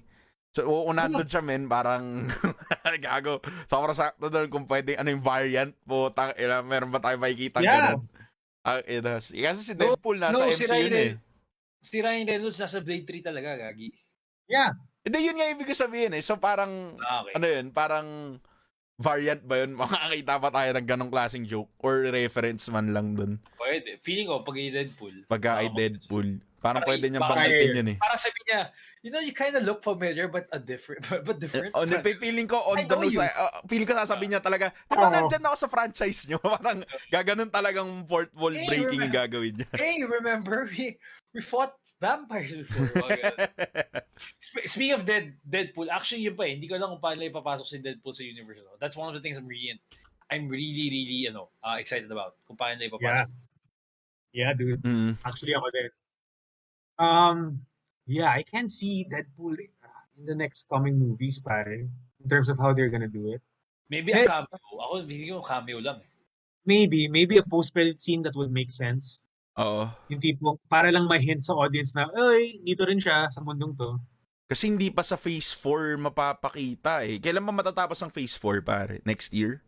Feeling ko Phase 4 actually. Kasi may pwede sila pumasok for the multiverse at least eh. Meron silang ano doon. Meron silang kumbaga leeway. Parang kumbaga dahil sa multiverse, kailangan pasok. Gets kasi Pero, yung... Ano eh? Oo, pare. I mean, ngayon nakita na natin yung... shit, never mind, pare. Spoiler pala yun. I can't say shit. Yung... I can't say shit. Okay. Pero di ba may trailer kasama niya si Korg? Si Korg, Korg. Yeah. Meron sila eh. Semi-post-credit. Post-credit yun, pero canon na din yun eh. Pero yun nga eh, parang feeling ko matagal pa natin makukuha yun. Kasi kung di pa matatapos yung Phase 4 by next year, aabot siya ng 2023. 2024 pa ata siya eh. 2024? Yes. Puta. Wala, matagal pa natin makikita. Kasi, di ba, ilang 3 phases yung inabot bago tayo umabot ng endgame. So, kung isipin mo... pare. Ay, hindi, 3. 3 phases bago tayo umabot ng endgame. So, kung ganun man, parang ano yun, puta, another 10 years na naman ba hintayin natin bago dun? So, bago natin sila makita lahat. Yun lang yung kinakatakot ko. If they do it well, I don't mind the wait. Sabagay, pero ang inilang taon na tayo lahat ng 40, 38, pare, 37. ano ba bang gagawin natin kung 40 na tayo, pare? Manonood tayo magandang movie. Sabagay. Kaya naman pag 80 ka na ba, ayaw mo na manood ng movie. Hindi, ibig sabihin, parang papatayin ka nung anticipation na yun eh. Gets mo ba yung sinasabi ko? Parang, di naman, ako hindi ako papatayin. Parang ako, pare, tagal, puta. Ang papatay sa akin, spoilers, gago, hindi anticipation. Oo, pare, buti na lang alam na natin mangyayari na Wach. Para sa mga tigang, Hahaib na din ka eh. Para sa mga tigang na dyan, putang ina, wala magsaspoil lang No Way Home kung hindi nyo pa napapanood. Kasi ako di ko pa rin napapanood. Tong dalawang to, napanood na nila eh. We had to. We had to, pare. Yung vaccination, pare. Either you get it from someone else or you do it yourself, pare. Oh, gago. Andyan na eh. Lumalabas na bilang Doctor Strange, di ba? Umakalat na, pare. I can't hold them much longer. Coming in. I can't hold them much longer. Wala ka na magagawa. Gago, men. Ang dami sa newsfeed ngayon na clips po. Exactly. Sobrang nakakaburat, men. So, ang dami pa naman pakul. Ang dami bang pakul na tao na napanood ko na to eh. Gusto ko yun, pag-usapan by the way, since tapos naman na tayo sa Eternals, gusto ko pag-usapan yung mga putang inang tao na gano'n, na parang, hindi ko maintindihan bakit kailangan nila ipakita sa mga tao na napanood na nila. Okay lang yun eh. Pero para ikwento mo pa, sobrang kupal mo, gago. Isa ka dapat sa mga dapat mabura sa mundo, men. Ingat ka ba sa amin ni Wach, pare? Na alin? Hindi nyo naman sa Espinel. Although, nung skinip natin, talaga. Okay, hindi natin pwede kwento dito sa stream. Pero, alam mo yun, yung parang dapat, yung mga ganong klaseng tao, hindi ko talaga maintindihan. Ba't kailangan nila sabihin yung spoilers sa tao? Anong satisfaction yung Meron dun eh. Hindi ko magets. Pare, may magandang gago. line si Alfred dyan, pare. May magandang line si Alfred dyan. Oh, Some men just want to see the world Burn. burn. Bird. Pwede. ina talaga. Yung mga ganun Nakakamatri. tao talaga, pare. Kaya kailangan mo na panoorin. Pero yun nga, nakita niya ba yung sinend ko sa Eastwood January 8? Yung sinend ko sa GC. Libre mo, Yes. libre mo. January 8. So Libre mo. most likely, Libre pwede, mo. tickets on sale. tickets Libre on mo, sale na libre daw mo. eh. Kung gusto nyo, pwede tayo bumili doon ng ng Pare, tickets. sa promenade din, pwede na tayo bumili. Pwede na. Just Wait, Madami dito na na lahat. tayo manood. Mas maganda Open doon na sa lahat. Promenade Green Mas Hills. maganda doon. Mas maganda Yes. manood Promenade doon Green dahil Hills. Sa Dolby promenade, Atmos. here's the Mababait yung staff, atmosphere. parang sa Bait Shang. ang staff. Tsaka ang Oo. bangko sa loob eh, no? Hindi lang Oo. Lysol gamit nila eh. Gamit Oo. nila yung Yeah. oil. Yung oils yung mas Oo. mahal. Oils, oo. Iba yung Parang sa, experience eh. parang sa, Para sa Shangri-La. EDSA. EDSA Shangri-La. Hindi na sponsorship ang buo. Ang tanga eh, nagbanggit ng ibang brand eh, no? Tapos kagad yung kontrata mo kung ikaw. Tapos pare. Ay, ini.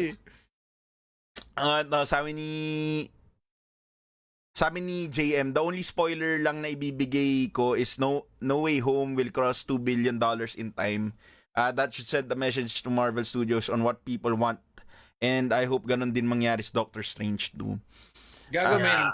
I mean, kung nag-cross ng 2 billion, gets ko kung bakit si Tom Holland sinasabi niya gusto niya mag-focus on starting his family. Wala na eh. Pag nag-cross ng 2 billion niya, bakit? Sobrang laki na yung royalties niya, men. Dami niyang pera Wait, doon. can I ask something, guys? Meron na bang movie before yung Marvel na nag-cross ng 2 billion? Wala. 1 Endgame billion pa hindi lang. din eh. Di 1 ba? billion Alam, pa lang. Yung alam ko Avatar, 1 1 point billion. something yung Endgame 1 eh. point Na-break Pero nila yun yung Avatar. Avatar. Pero total viewing yun. So, ibig sabihin, it months. Parang kung gaano katagal nag-run yun. I think it even took years. Kasi di ba nag-rerun sila? Yeah, they did. So, they did like 2 reruns just to beat Avatar. Etong $2 That's true. billion in time, hindi ko masabi pare. Kasi sobrang limited capacity pa rin yung ibang mundo eh. In terms of, And I also think it's not showing in China. I may be wrong though. so, Pero huling kita ko hindi kasama And China. ibabagsak to sa streaming soon. so, Yun yung isa sa downside hindi nito ko eh. lang sure sa streaming. Pero yun nga, kung wala yung Ibabato sa China, may streaming. hirapan sila. Kasi Avengers pinakita eh. Isa sa pinakamalaking market sa buong mundo talaga China, whether we like it or Yeah. not pare. Nandun Yeah. talaga yung pera ngayon eh, in terms of entertainment.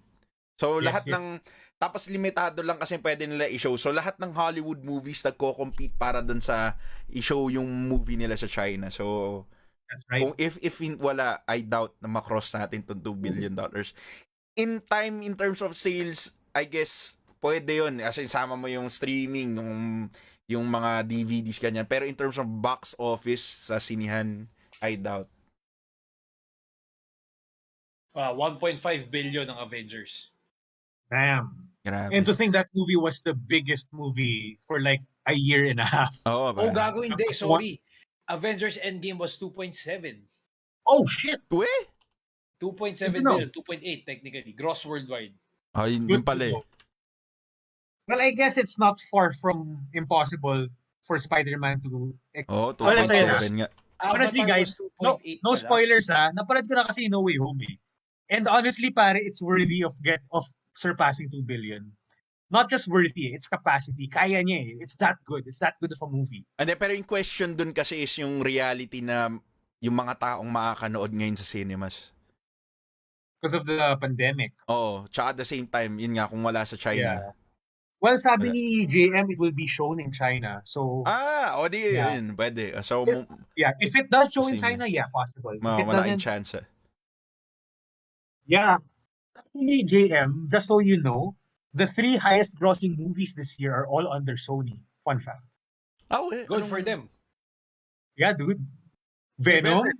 Yeah. Yeah, Venom, Spider-Man, and this other indie movie. I forgot this other one. Solid. Yeah. Gago, that's good for them para magkaroon tayo ng ng Sony universe. Speaking of, they're planning to do a new Andrew Garfield. Oh, shit. Sinabi, pare. They're planning, lumabas na yung No, I mean, wala naman eh. Na-reboot lang sila dahil nga dun sa gusto nilang magdagdag ng panibagong franchise. Gets. Dun sa Sony. Well, since we're in the topic, Gago, honestly, na-interest kasi si Andrew Garfield after niya panoorin. Parang nagkaroon natuwa siya ng siya. nagkaroon siya ng interview na parang gusto niya daw niya i-reprise ulit yung Spider-Man. Alam mo pare, Na-miss daw niya. the reason why No Way Home is such an amazing movie is because it really revived the two other older franchises. Actually, yeah. Sony Dahil can sa make villains, to dahil sa villains. yes. Ah, Sony can make a Tobey Maguire Spider-Man movie and a Andrew Garfield Spider-Man movie, and I will watch it. Seriously. ako Kasi din, same. ang galing nung No Way Home, it really CPR'd two franchises, pare. And I'm really curious in seeing an older Spider-Man in Tobey Maguire, and at the same time, a Spider-Man dealing with grief in Andrew Garfield. That's so Hindi natin nakuha yung interesting. third movie nung kay Andrew Garfield, kung isipin mo. Yeah. With more views nga with more views coming out, parang gusto nila i-revive yung kay Andrew Garfield. Kasi nakita natin sa trailers na pinapakita yung yung Spider-Man suit ni Tobey Maguire dun sa mga painting sa pader, 'di ba? So hindi malabo, men. Yung mga feeling ko plano na talaga nila 'yan. Makakuha ba nila yung simulan IP nila. nun? If ever. Yung? Makakuha ba nila Sila yung IP may-ari. for Sony They pa do din own may-ari. Sila may-ari pa rin. The Spider-Man, basically, diba? Oo. Yes.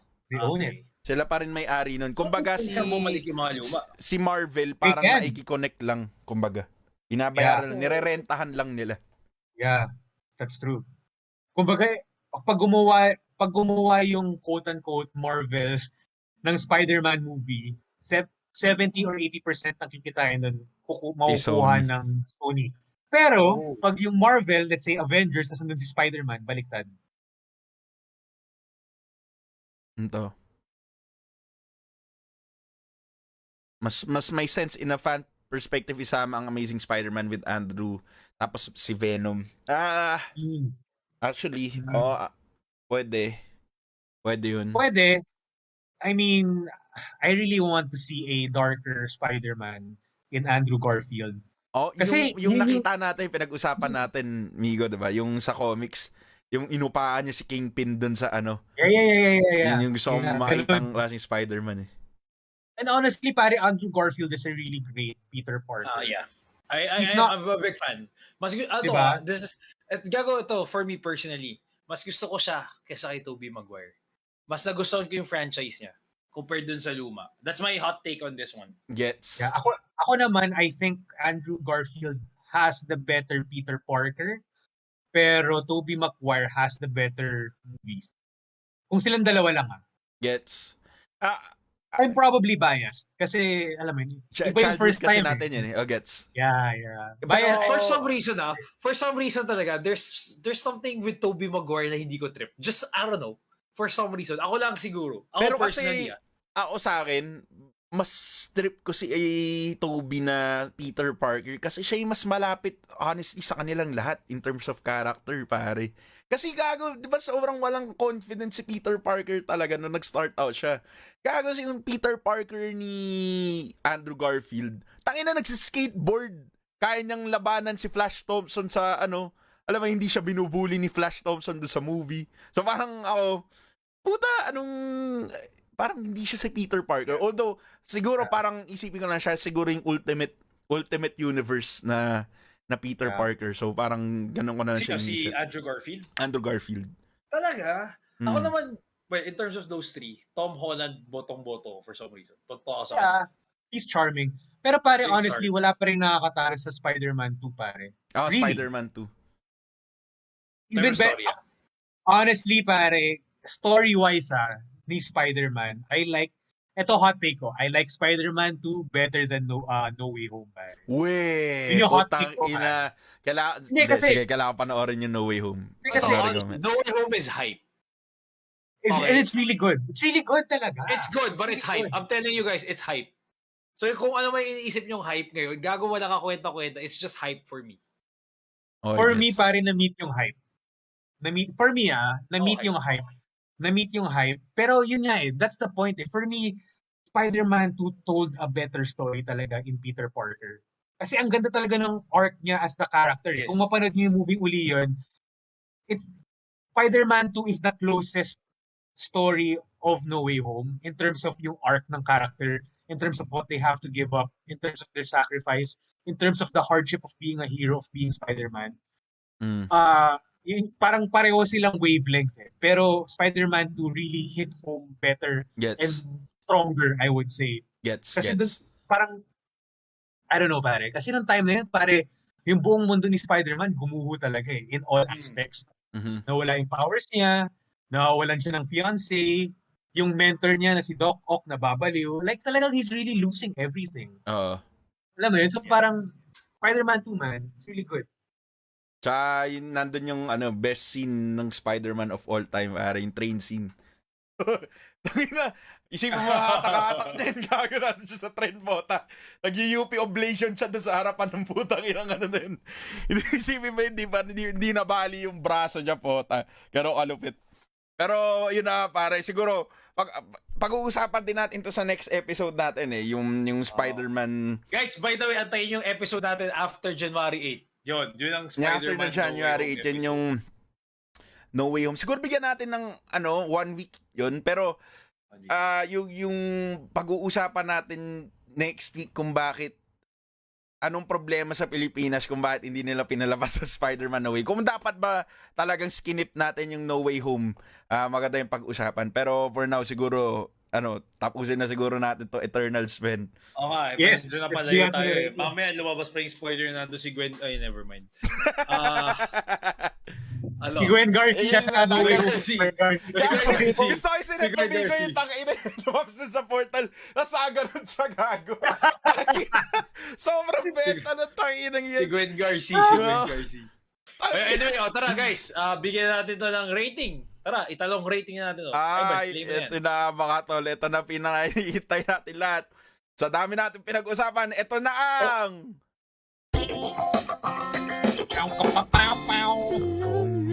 Talong rating. Yun na mga tol. Talong rating. Let's go. Wait lang. Bago tayo magtalong rating, may question si JM. Any Christmas special, gents? Wala kaming Christmas special kasi technically, ito ang aming Christmas episode. Yes, Merry Christmas! Ito, Merry Christmas episode, guys. Buti JM, pinalala mo na wala sa isip namin. Guys, wala kaming Christmas episode pero magkakaroon kami ng year-end. Year-end. Next week. Yes. Next week. Yan, abangan nyo na lang yun. Hindi kami nagawa ng Christmas special, wala kaming budget eh. So, mag-year-end na lang kami. Wala kami pang ngayon eh. Yes, pero pero James, sa tingin ko yung hinahanap mo na Christmas special, makikita mo naman dun sa year-end special namin. Pa. Yep. Yes. Yeah, so yun, mag-year-end special kami, walang Christmas special just to answer your question, JM. But anyway, eto na. Bigyan natin ng talong rating to, men, ang Eternals. Alright, pare, ako na mauna. Pare, for me, itong Eternals is a great movie, pero at the same time, I see all their flaws that other people are complaining about, that for them, it makes the movie weaker. Parang na-discuss natin earlier, ang daming good things dito sa movie to. Mhm. Pero there's also, alam mo yun, I guess, how should I say this?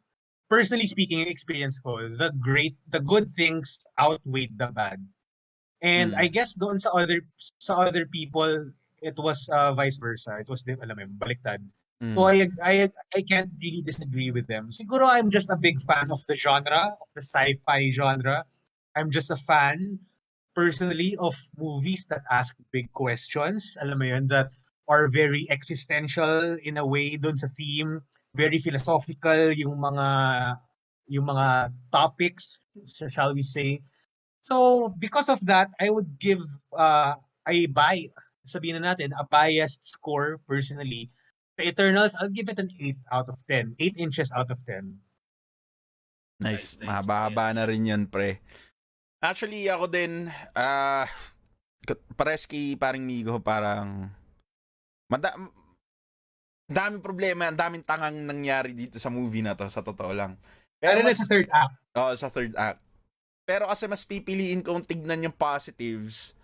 Kasi kasi ibig sabihin nun, yun nga, magkakaroon ka ng chance na i-expand pa nila yung gantong klaseng type of movies in the next coming phases. So, preach.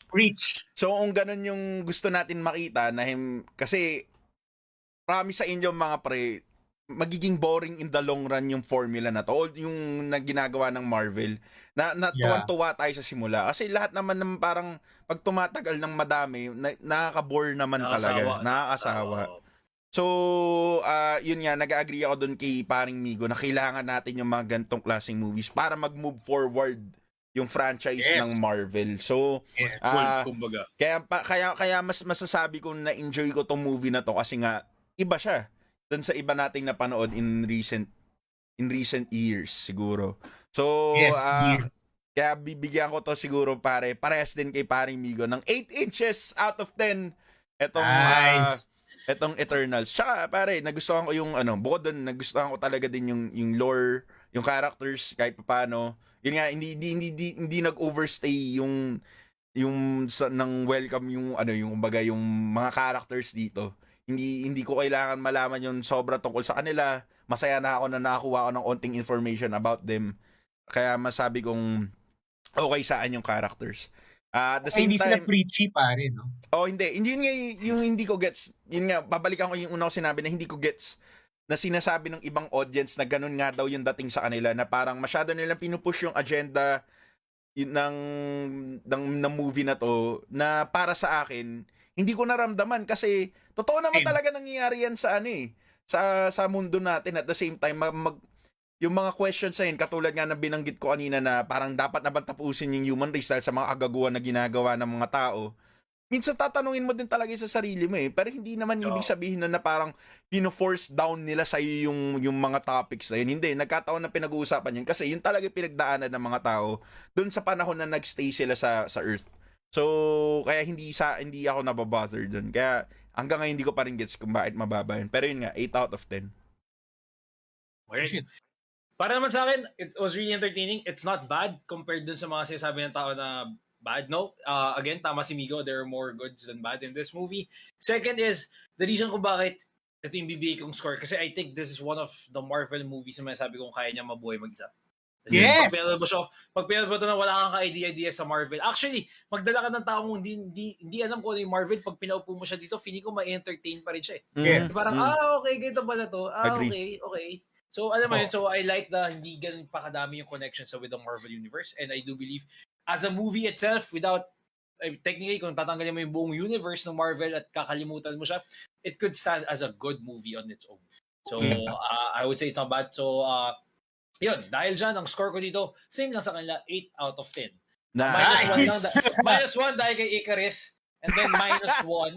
-1 dahil sa kanya, kung tatawagin nyo, -1 dahil sa kanya. And I guess the other -1, I'll put it dun sa mga unnecessary stuff, like it's a deviant sa last part. Medyo, yun, for me, malaking bagay na parang, feeling ko dinagdag lang yun para lang magkaroon ng, para lang meron tayong makita mga monsters na medyo. Pampagulo lang siya, pare. I agree. Yeah, a bit. Yes. Pampagulo siya. Saka yun, parang medyo cool yung mga action scenes. I mean, the deviants were nice nung nasa Mesopotamia. Parang cool Nasa Babylon.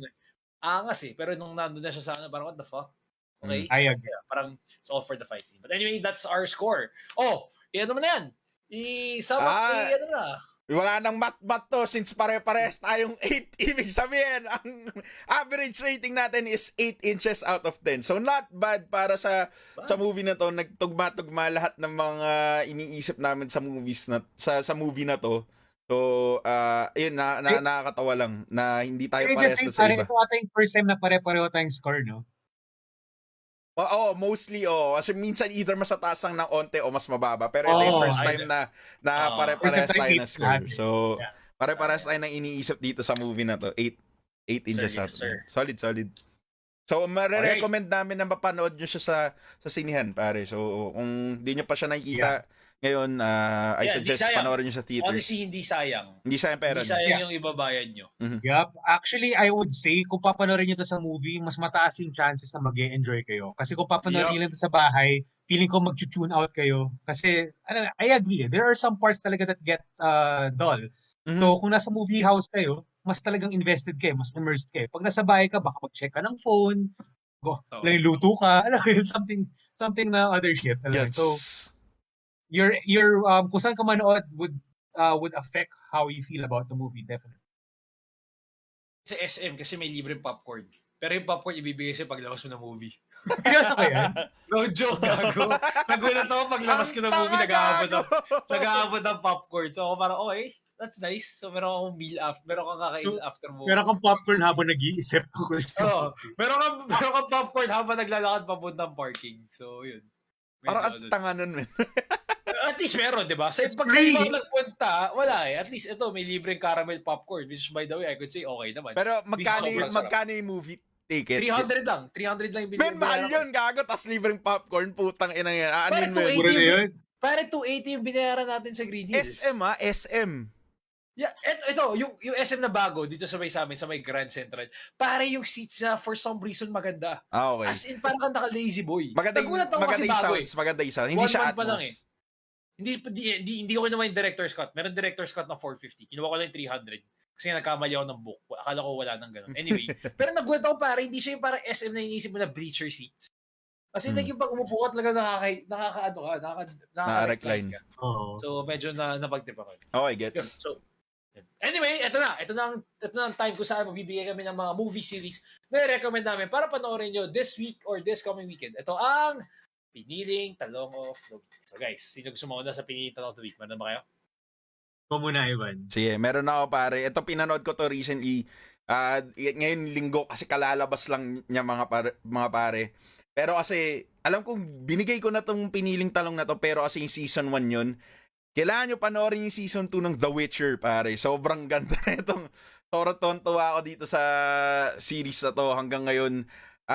Hindi na siya yung parehas. Magkaiba sila ng storytelling ng kung paano nila dinala yung storya dun sa first season papunta dito. Pero if you're a fan of the books and the video games pa rin, pare, and also a fan of Henry Cavill, ang galing talaga niya as Geralt, pare. Kuhang-kuha niya talaga.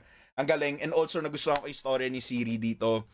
Tapos merong, hindi ko pwede sabihin sa inyo eh. Pero may lumabas dito sa dulo ng season na to na feeling ko para sa mga fans ng video games, lalo na yung The Witcher 3, matutuwa kayo na nilagay na nila dito sa season na to yung grupo na yon. So, yun mga pre. Panoorin niyo yung The Witcher. If you're a fan of yung fantasy genre, panoorin niyo to.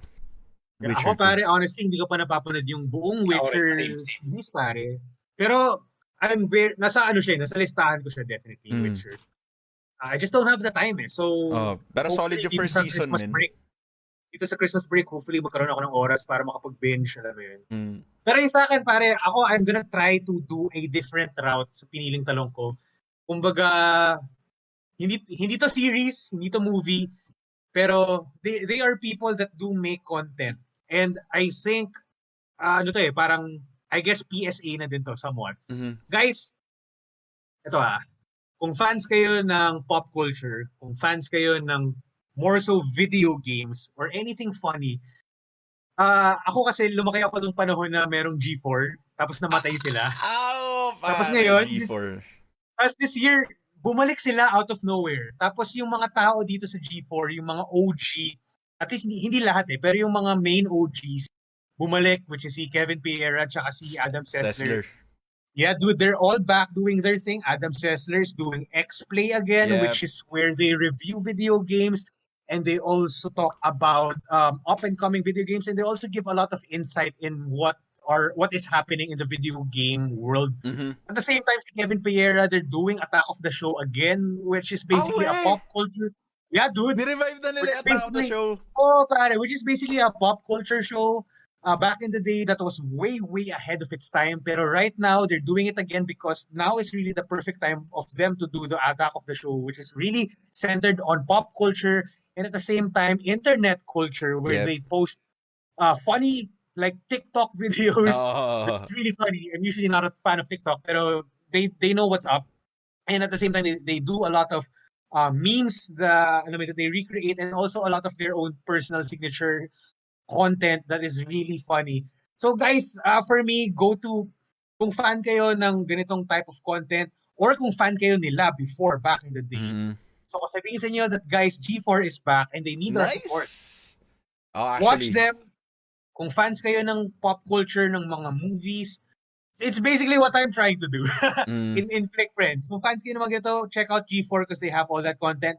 At the same time, meron din silang video game content, which is something that I am a fan of, pero it's something that I'm also not doing, alam mo, parang hindi na ako gamer ngayon eh, pero I'm still very much a gamer at heart. Oo. That's why I still, alam mo, pinapanood ko pa rin itong mga G4. I'm still semi-aware of what's happening in the gaming community. I'm aware of what's happening in Halo Infinity. Yes. Apparently, it's a great game. Alam mo yun?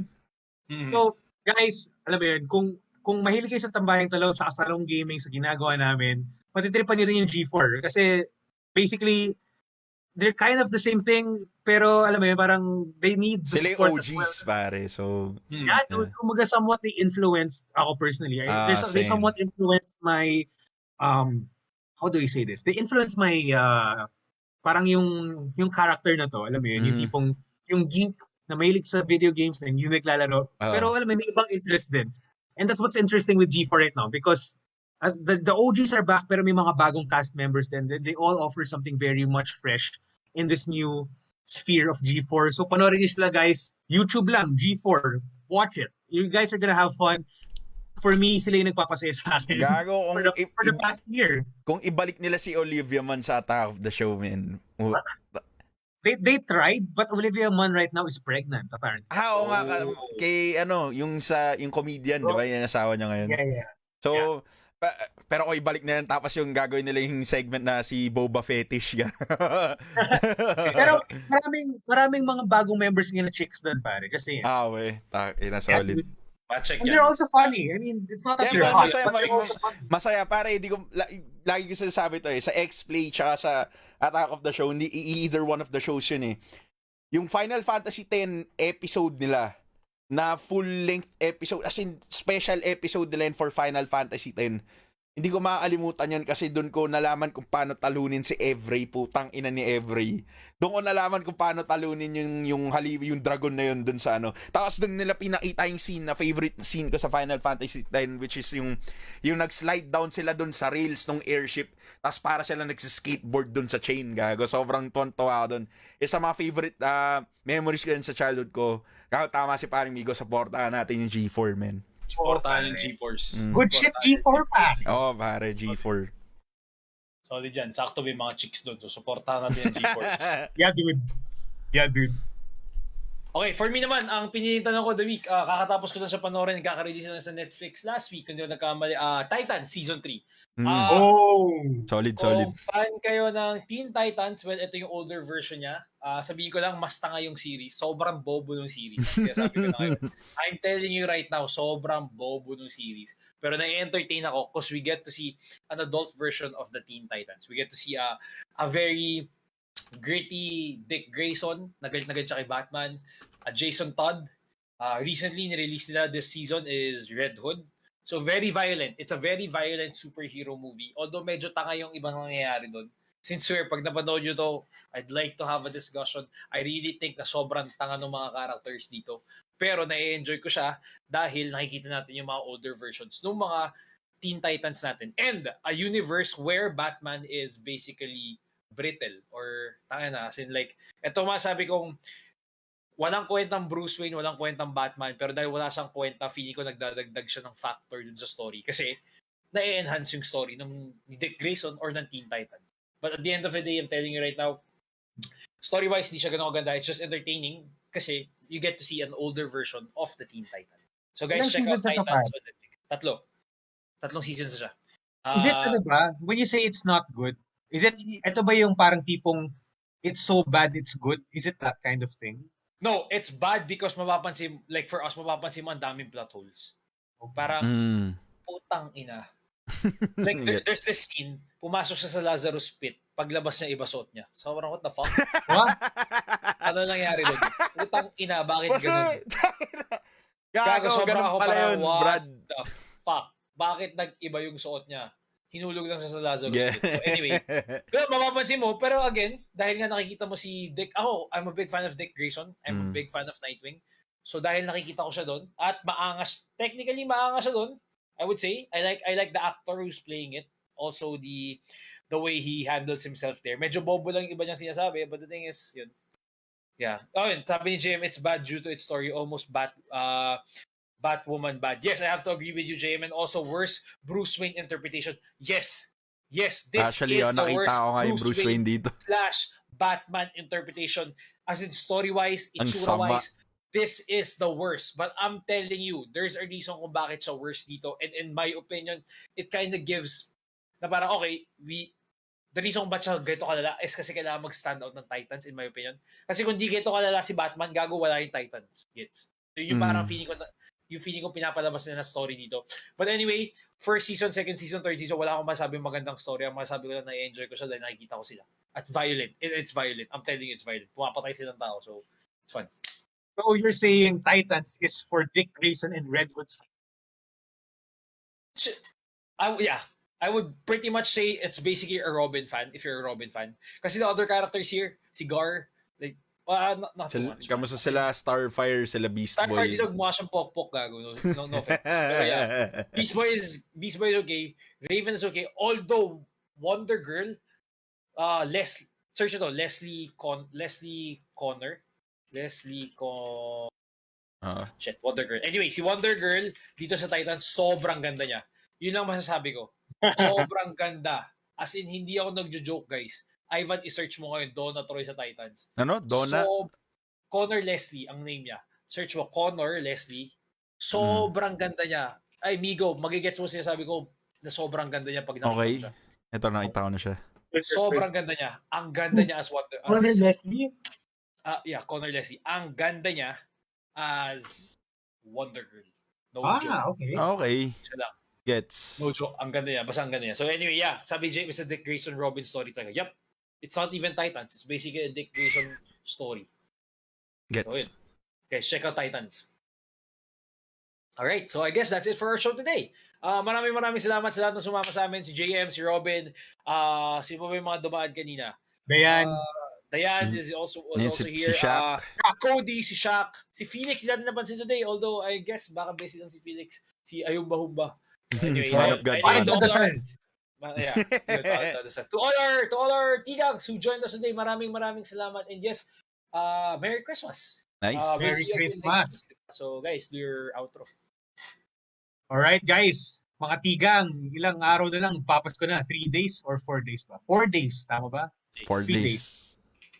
4 days, papasko na. So guys, thank you for always supporting Talong Gaming and Tigang dito sa aming Tambayang Talong kasi episode 39 na kami. We've been doing this for 39 weeks. We never thought na abot kami sa ganito. Oh, man. Pero, di ba? Pero salamat sa support nyo guys kasi we really do appreciate it. If you're watching us live or you're watching us yung recorded, thank you for watching. Honestly, it really means a lot. Yes. And if you guys want us or if you have any more suggestions on what we should do next, episodes or things that you want to discuss, comment lang kayo guys. We'll see it. Don't worry about it and we'll appreciate it so much. As always, it's me, Flick Friends, guys. Gumagawa ako ng comic book review, ng movie reviews, series reviews, mga memes over at my page sa Flick Friends dito sa Facebook. At the same time, kung mahilig kayo sa mga fitness-related content, punta kayo sa YouTube page ko at Fit Friends. Yun ako gumagawa ng fitness-related content. At the same time, gumagawa rin ako ng mga fitness videos that talks about anything and everything about fitness. So again, guys, kagaguhan, Flick Friends over at Facebook, Fit Friends over at YouTube. See you there. Nice. Ako naman mga pre, ako si Evander, si sound streamer ng Talong Gaming na hindi pa rin nagsistream ngayong taon na to or ngayong ilang buwan na to. Pero babalik tayo dyan, wag kayo mag-alala. Ilang beses na rin, tinanong na rin sa akin to ni paring JM sa stream nila eh. Pero babalik ako doon pare, may mga upcoming games akong gustong laruin sa channel, sa page. So, pinakamagandang gawin is to click the notification bell or icon dun sa page ko sa fb.gg/I'm Evanders. Habang hindi pa ako nagsistream, may mga iba naman akong content dun na pwede nyong panoorin. May unboxing, may mga gulat, highlights, maraming walkthrough ng iba't ibang laro. Sabi ni paring Robin, hinga-hinga lang muna si Evanders. Tsaka hindi. Yun yung Dead Space, hindi natin natuloy dahil na-delete yung files ko. So, sayang yun, paring save file ko nawala na dun. Pero yun na mga tol, kita-kita na lang tayo sa susunod. Evanders out. Nakami sabihin yun, Evanders out. Okay. Matagal talaga lang-out eh. Anyway, ako naman si Wach. You can follow me on Instagram. It's at KG Kawachin. Also, you can follow this page, Wach, for other contents na ginagawa ko, sports contents. ayun, katulad ng Watch Sports Podcast, di pa rin nakakagawa. Sorry. Anyway, you can also follow my other page, Gio Kawachi. Basically, that's it. Follow nyo lang itong page for other Tambayan Talong contents.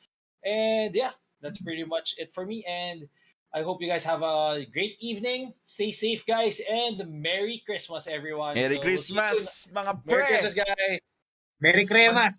Merry Yung Christmas. Gcash namin, send lang namin sa inyo, guys. Oh, So, gusto Merry kong pag-usapan Christmas. yan sa next episode. Pero yun na nga mga tol. Merry Christmas sa inyo. Bye-bye. Bye.